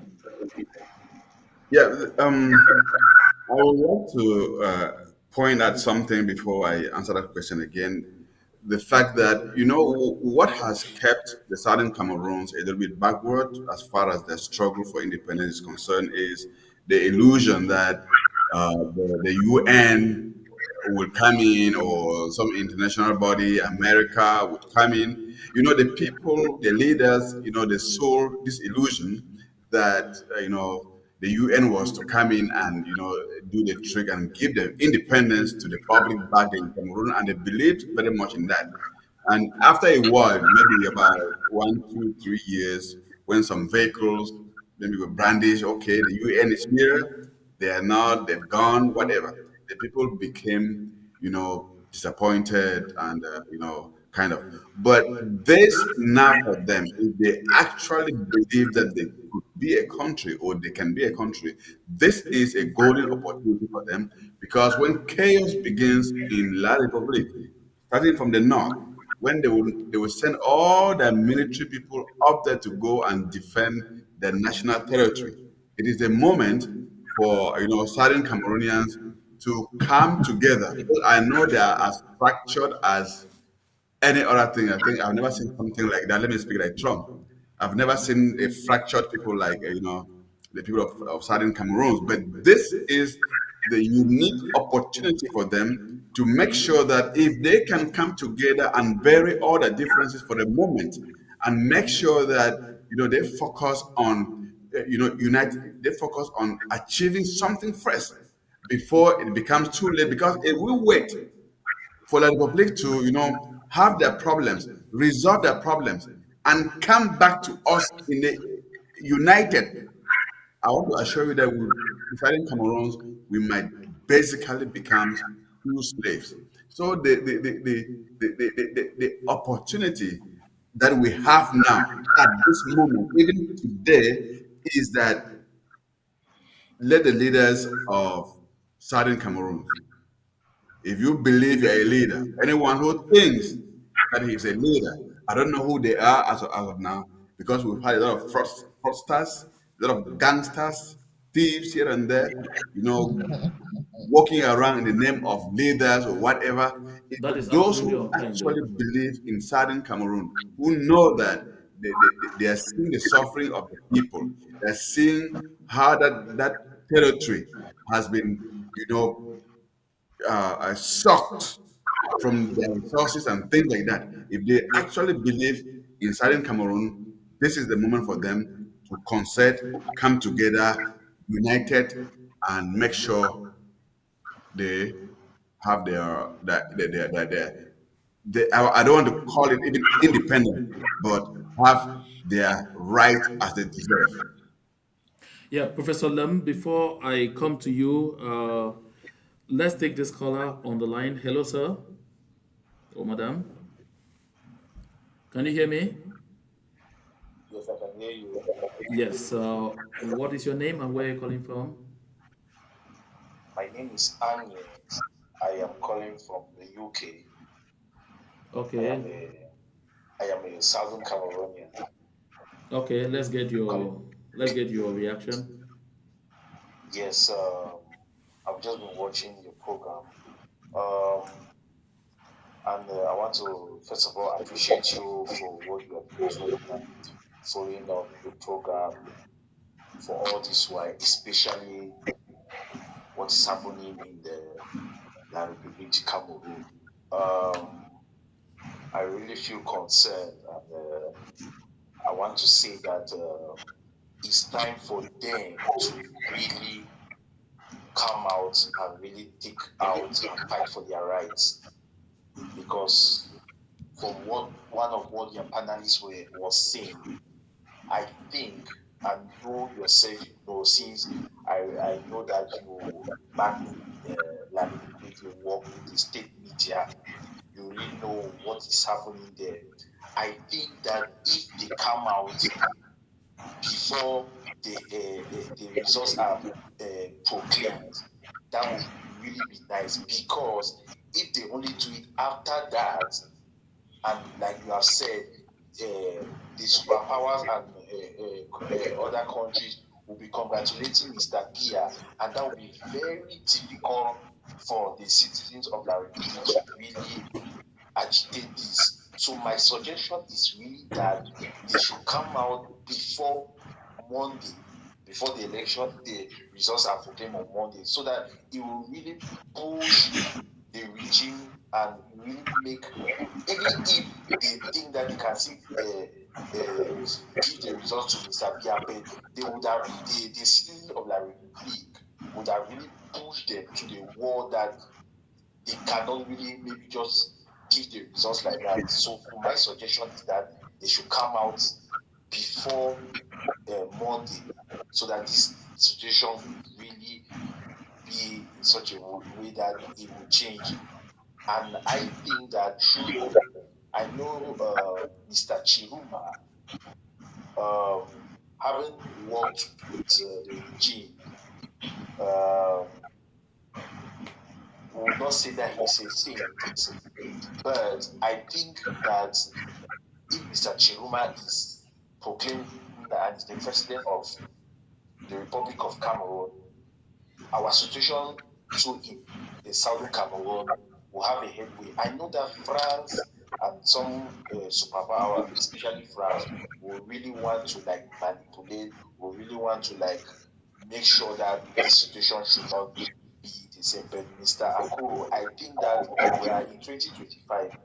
The French should not think that Africans or Cameroonians will always be behave like our forefathers in the 60s, that they were just telling them what to do and they just do it. Things have really changed now, and you can see that Cameroonians and Africans have really come of age that they really want the best for themselves.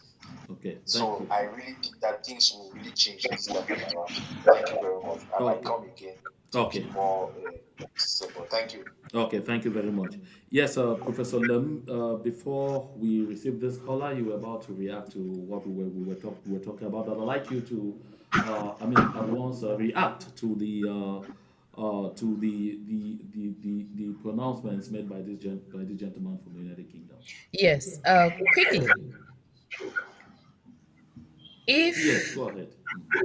Quickly, if an election takes place and a winner is declared by the highest body, which is the Constitutional Council, then that election is deemed democratic and that person pronounced is deemed the elected person. Anything that is happening will be a coup d'etat, like that caller said. However, if the coup d'etat, in quotes, takes place before the Constitutional Council, it will be a people challenging a vote, not a coup d'etat against an elected leader. So I think we should take these two very seriously. Now, back to the Anglophone, to the Amazonian conflict, the Southern Cameroons conflict, whatever you choose to call it. I think it's a unique opportunity. It doesn't matter who wins. If the Southern Cameroonians position themselves well, they should be able they should be able to negotiate with whoever, because now they are a stake to be won. The government of Cameroon will not want them to partner or ally with the Northerners, and the Northerners will not want them to partner with the Biya government. So this is the time for the Southern Cameroonians to put their cards on the table to whoever comes to buy them. Not that we are for sale, but we know what we want. We don't care who you are. We know what we want as a people, as Southern Cameroonians, who have for over 60 years gone through this.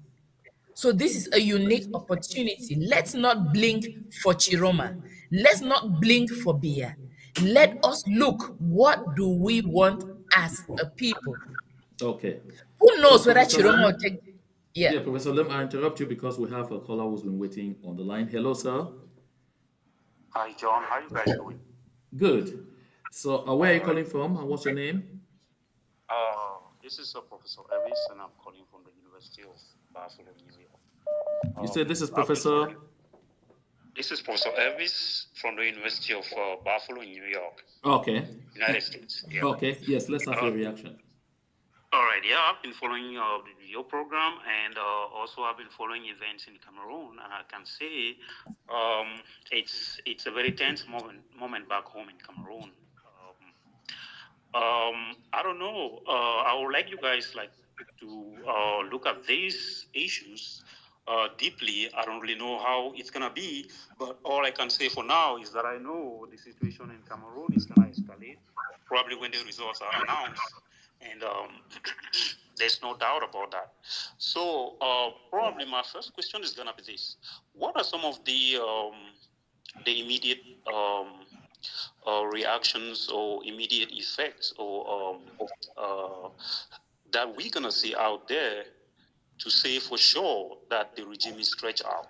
For example, we can talk about military defects, we can talk about military stretch out, and also we can talk about civil society organizations and probably some governments in different parts of the world trying to come in and try to break out from or trying to say what they're gonna say. But obviously, Tchiroma needs the backing right now. So what are some of the things we're gonna be seeing out there? Number one, that is gonna be like an indication to show that the regime is stretched out.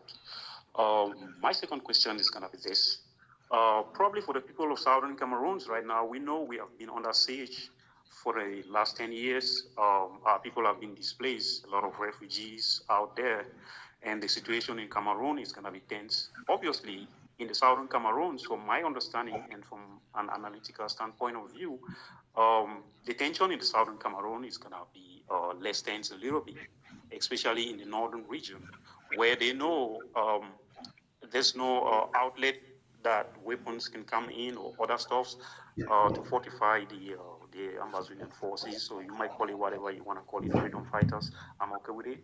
So right now, what do you expect the people of Southern Cameroon to do? Stand by. That's the first one. The way they are, step up the game, or sit back and watch. That's it. Okay. And then, yep. Yeah, you can go ahead and answer the questions. I can come back anytime. Okay, thank you. Yes, Mani, you heard his questions. What do the people of the Southern Cameroons need to do? Do they just need to stand by and watch? Do they need to, is that something that needs to be done really, really quickly? How are we going to know that they are stretched out? 1 minute. Well, so really quick, I just got an update from someone in the southwest region that the internet has just been disrupted like a few minutes ago. Yes, so I wish I could really speak of the Amazonia region separate from La Republique, but we can all see that most of the votes that Mr. Biya got came from the northwest and southwest regions of Cameroon. So we have to really be careful how we deal with this. But I think, like the professor said, it is a great opportunity for the Northwest and Southwest to take advantage of and then put on the table their own demands. But let's say the Pobia's regime comes to them with a proposal. Are they going to accept that proposal? Let's say the Pobia say, okay, we have accepted separation. You guys should separate and leave. Does that mean they are not going to fight anymore as far as this is concerned? Separation? I would like to know. Benjamin, very quickly, do you think it's possible for the government of Pobia to get up very quickly and say separation? You're talking of separation here. They have not even told you that they want to go back to the two-state federation before you were talking about accepting federation. Benjamin, before I come to you, I take this this caller who's on the line quickly. Then you will react to this. Hello, sir. Hello, good evening, sir. Yes, greetings. Where are you calling from? And what's your name?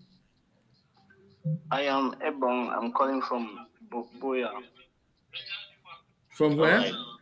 From Boya. From Boya. From Boya, yes. Zero. Okay.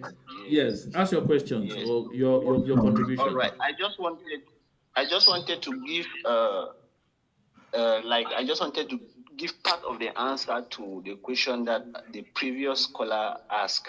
What was expected of our people on ground?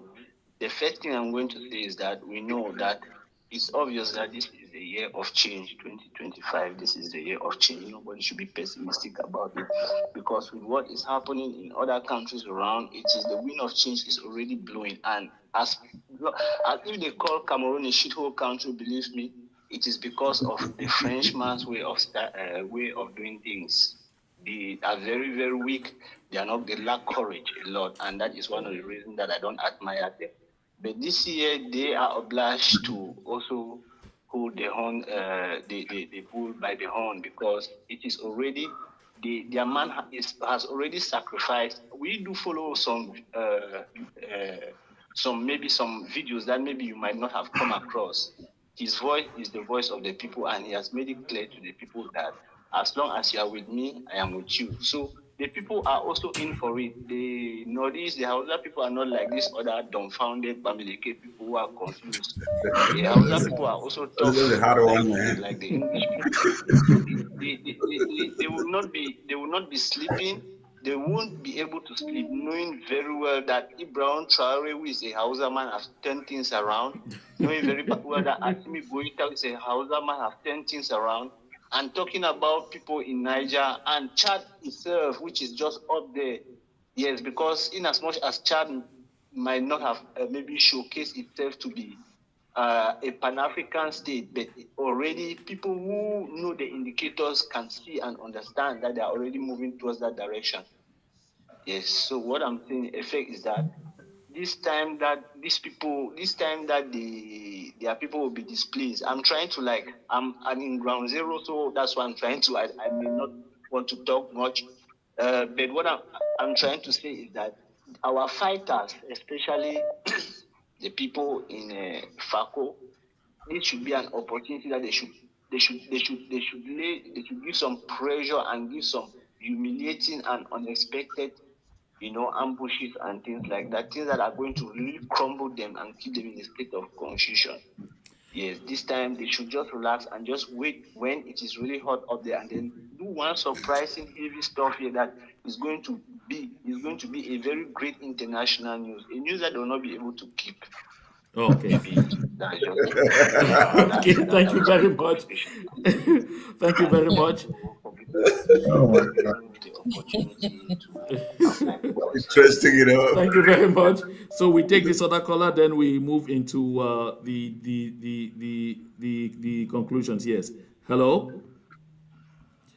I don't seem to understand why this one is calling, but by video. But yes, Professor Lum, you heard. Okay. Hello. Yeah, Brother John, good evening. Good evening. So where are you calling from? This is Monju Paul, Uncle P, calling from Germany. Okay, Uncle P. How is Germany today? Yeah, everything is fine. Everything is fine. Okay, let's get your contribution. Yeah, I just want to answer one of those questions our brother asked. You see, this is a golden opportunity for us Southern Cameroonians to free ourselves now from the Republic of Cameroon, because they are stretched out. If we are ready to free ourselves, this is the time. Because they will not have that capacity to, stop us from taking actions like we used to do before. Mm-hmm. They are now divided. They are scared. They are in a state that we can easily free ourselves from their hands. So why stand by? Why watch? What we are expected to be doing at the moment is to really intensify our power on fighting against them, because they can still rule our homeland like they used to do without their pressure after this electoral period. The state of the Republic of Cameroon is actually good for us Southern Cameroonians. Mm-hmm. And I'll take this chance to plead to any Southern Cameroonians who finds himself in La Republic of Cameroon should gradually be searching for the shortest way to go back home, because it shall be dangerous for each and every one of us who is dwelling in that Sodom and Gomorrah when the fire breaks out there. Okay, thank you very much, Uncle P. Thank you so much for your contribution. I'm not a done, sir. Please, just one moment. We can't trust any of their leaders. We love the fact that Tchiroma has done what he did in a short while, but we can't trust any one of them. So we should be very, very awake now. Thank you very much, sir. Okay, thank you very much. We will take this other caller, and this will be the last one before we get back to the panel, and then we shall take two more calls and conclude. Hello. Okay. Comrade John. Yes, sir. Where are you calling from, and what's your name? Yes, this is Info. I'm calling from the Kingdom of Norway. Oh, from Norway. Okay, you're welcome to the program. Thank you. I just wanted to thank you and the panelists, and just wanted to make this point. As a Southern Cameroonian, it's just a plea. I want to inform each and every Southern Cameroonian to be ready financially. we already have the boys on the ground. They are ready. What is keeping the boys is the finance to come in. Each and every Southern Cameroonian has to be ready. And when that time comes, everybody has to get up and start pumping in the finance. That's just my plea to every Southern Cameroonian who wants Southern Cameroon to be free. And one other thing, I wanted to tell the panelists, La Republique or the CPDM government or the BIA cabinet undermined Issa Tchiroma. This is somebody who was prisoned by the same government. Yes. They took him out, they caught him, and he was been sitting with them. Unfortunately, they were calling us les ennemis dans la maison, not knowing that they had the real enemy in the house. They did not know. He took his time, calculated them, and was waiting for this opportunity. Okay. Secondly, Issa Tchiroma is a cousin to late Amadou Ayijo. With the pain, as we know the Muslims, when you lost your loved one and the body is not buried in your home country, that is a taboo. So this man has been going through the pain. The same punishment they gave him, that is the same punishment they are running away from. And I bet you the Bulu Ekambiti, they know exactly what awaits them. That is why, for them, to allow Issa Tchiroma to be the president of La Republique, it is better the North goes his way and Southern Cameroon goes his way and they declare their third country. Thank you very much. Okay, thank you very much. At some point, we actually did lose, connection. We were slightly cut off, but thank God the technical department did handle the situation, and we are back on live broadcast.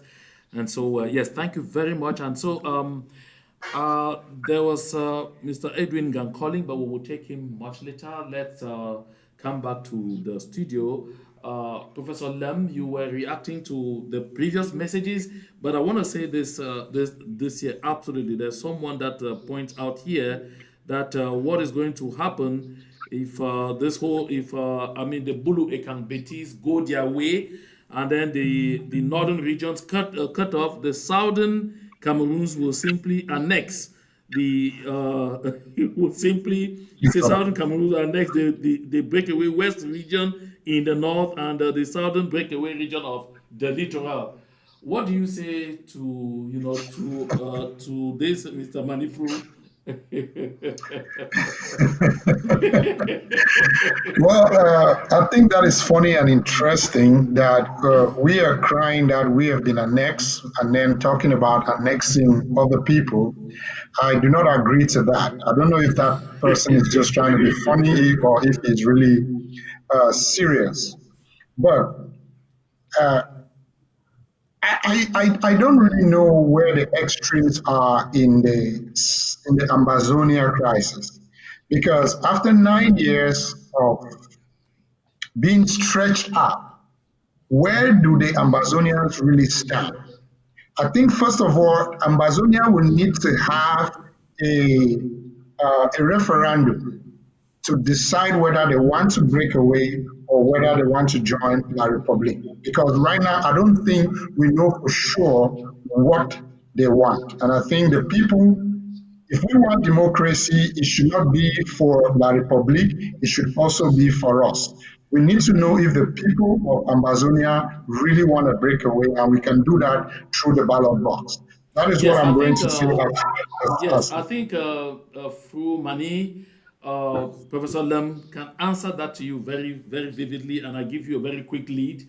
The people of the Southern Cameroons have had opportunity to express themselves very clearly. I mean, through a number of very scientific surveys conducted even right on ground zero, one by the late venerated Christian Cardinal Toomey. Just on ground zero, the people on the ground, 69% of the people said we have to go. And let me be very clear here. The people of the Southern Cameroons will not have to decide a second time as to whether they want to be with La République du Cameroun or not. We had decided in the plebiscite, we had come together that we wanted to be with them. We had to sign a treaty of union, which never happened. They turned around and annexed the people of the Southern Cameroons, and La République du Cameroun seceded from the union in 1984, seceded from the union. They did not take a referendum before seceding. Professor Lem, perhaps I'll let you weigh in on this. Well, not on the last point of seceded in 1984, but on the issue of referendum. I want to bring up something that happened like three months ago, maximum 4 months ago. There's a guy in Ground Zero, for security purposes, I'm not going to call his name, who had a forum that had over 1,000 people, and JMA was in that forum. That guy conducted a referendum, no, not a referendum, a survey.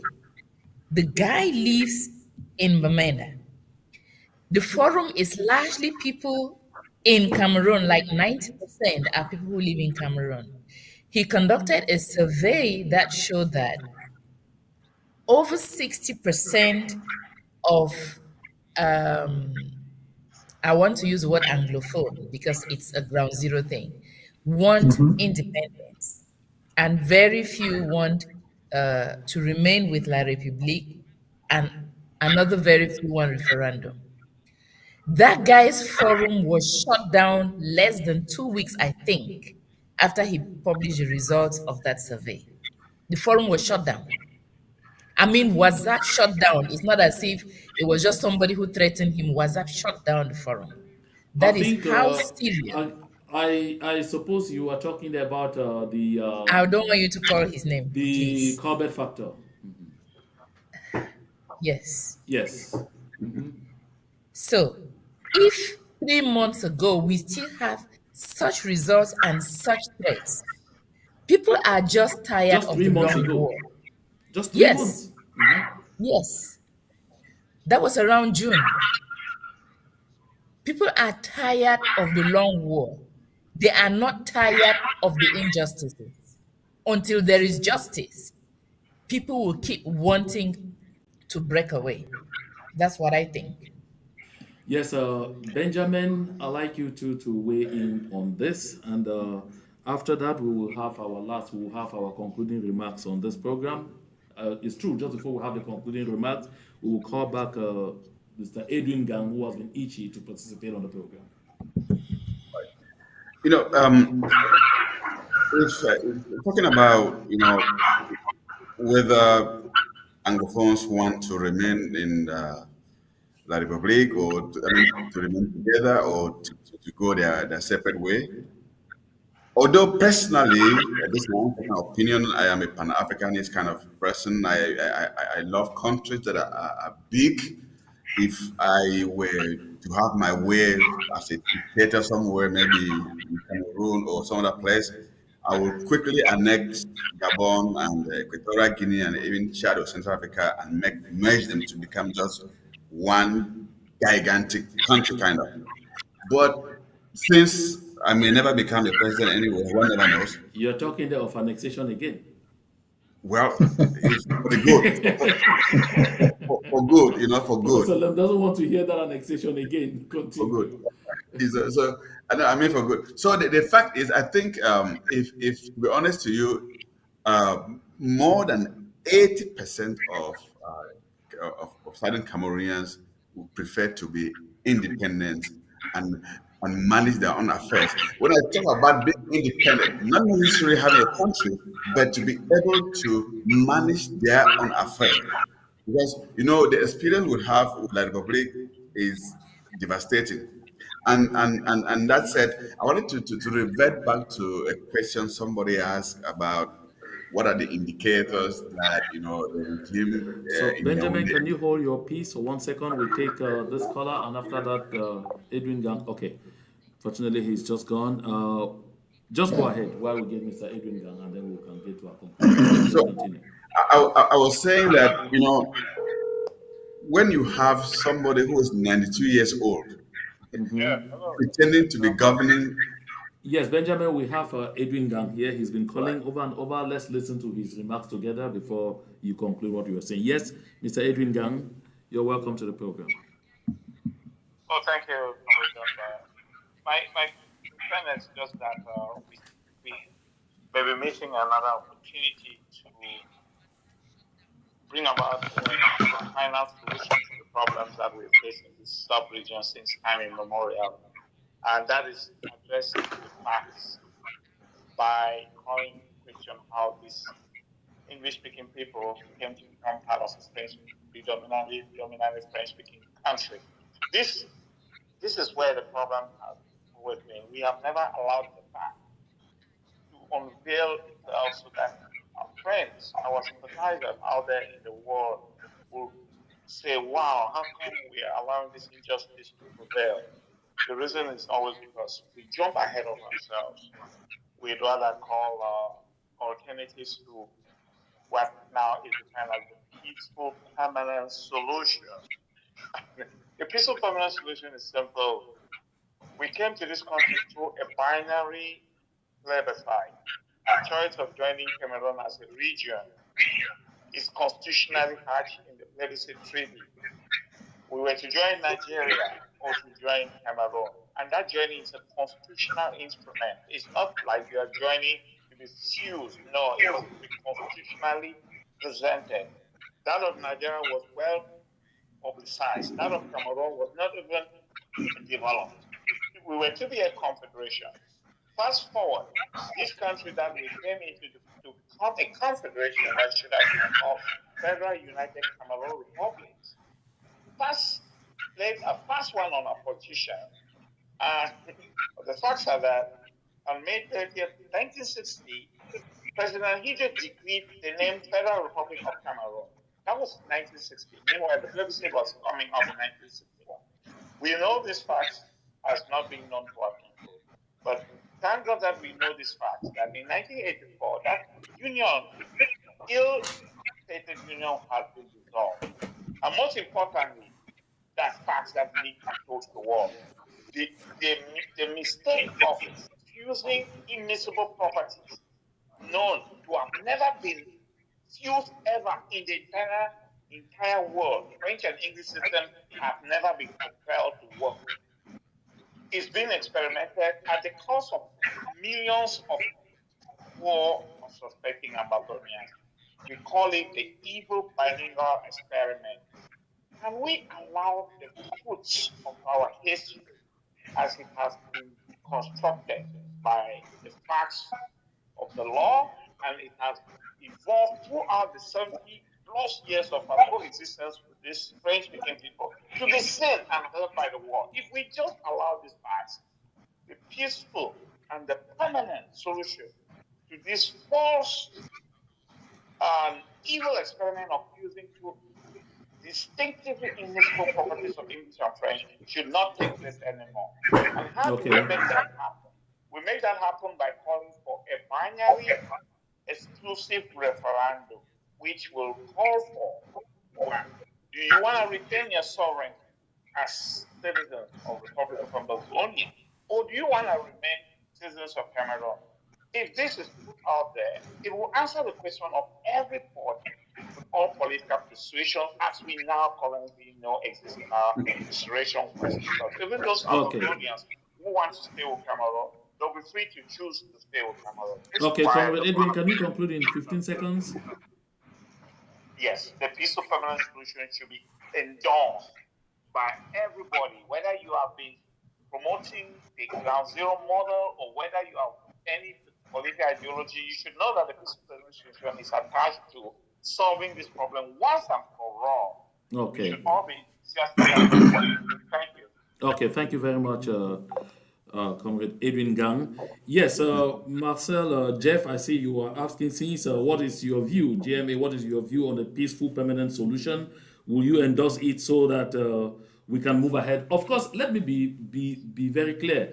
No one will refuse to endorse anything that, is feasible. So I follow what Edwin Gang pointed out. We need to be able to see how feasible any solution that is being proposed is, and this is something that should be open for discussion. So I guess we should all be open to every option that comes to the table. Get it clear. Professor Lam said it. Benjamin said it. I think Manifru said it. La République du Cameroun is going to be weighed out. Of course, they have to do everything to defend Yaoundé, even if it means pulling their forces from everywhere. They don't have above 50,000 soldiers. Gendarme, police, infantry, air force, everything combined. So with what is going on now, if they have a new front opening and they have to struggle to defend their capital, they won't even have forces to live in the southern Cameroons. This is something that we need to consider. And Cheche Amba says, we want freedom. We can no longer be second-class citizens and slaves. It is preferable for us to be our own side. Francophones and Anglophones have two different mentalities. We cannot be together. I absolutely see. There are a lot of comments there. I see Ibrahim Maga says, no peaceful solution.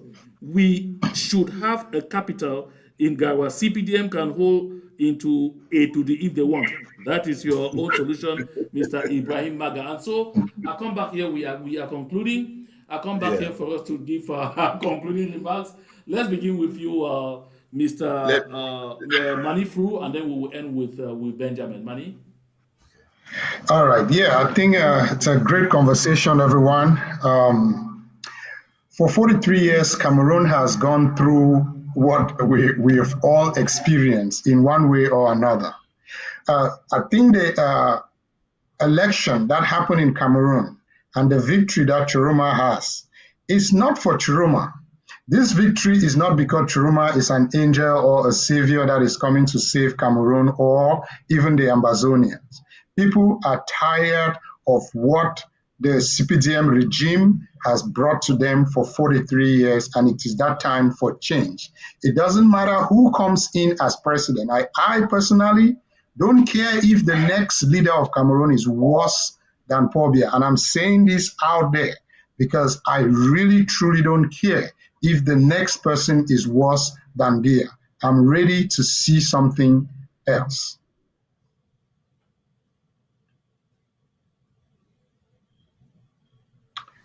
I think you're muted, John. My apologies there. I don't know whatever happened to Benjamin. Your concluding remarks. Right. What I would say is, it is unfortunate for some people to still think that, Biya can still be president of Cameroon at 90 when he's unable to even, appoint a new government. Biya is, unable to replace even many dead ministers, those that have died already. He has been unable to replace them because he's senile and old. And even Biya himself has appointed people and or sacked people from their position and they refuse to go. How do you expect somebody who has no power to go because he's old, nobody respecting him, they're just using him to remain in power and govern for the next 70 years again? That is not feasible. And John, let me just conclude by, you mentioned an MP who was killed back there in Donga Mountain, right in Akko. I just want to, extend my, sympathy to that family. But while extending my sympathy, there's one fundamental thing I want to say, that anybody who belongs to the CPDM, which is a cult, I don't care whether it's a political party or whatever. What I know is that CPDM is a party for gangsters, a party for thieves, a party for robbers. If you belong there, you deserve what happens to you. Well, thank you very much, Benjamin. I suppose you are aware that what you are saying, those words engage you and you alone. So I want to thank each and every one of you who called into this program, and I want to thank the panelists for your time. I want to thank especially those who called in from Ground Zero and from Europe. I know it's pretty late out there. For you to stay up and be part of this program is a clear indication of the commitment that we have towards the freedom of our homeland. So thank you very much, and it was a delight sharing with all of you. And I'm delighted that we kept everything, polite, that we were very courteous towards one another. And again, until we get back here on another live show, we definitely will be having one again on Sunday, which will be the eve of that, the proclamation of the results in Cameroon. And so stay tuned, and thank you so much for your time.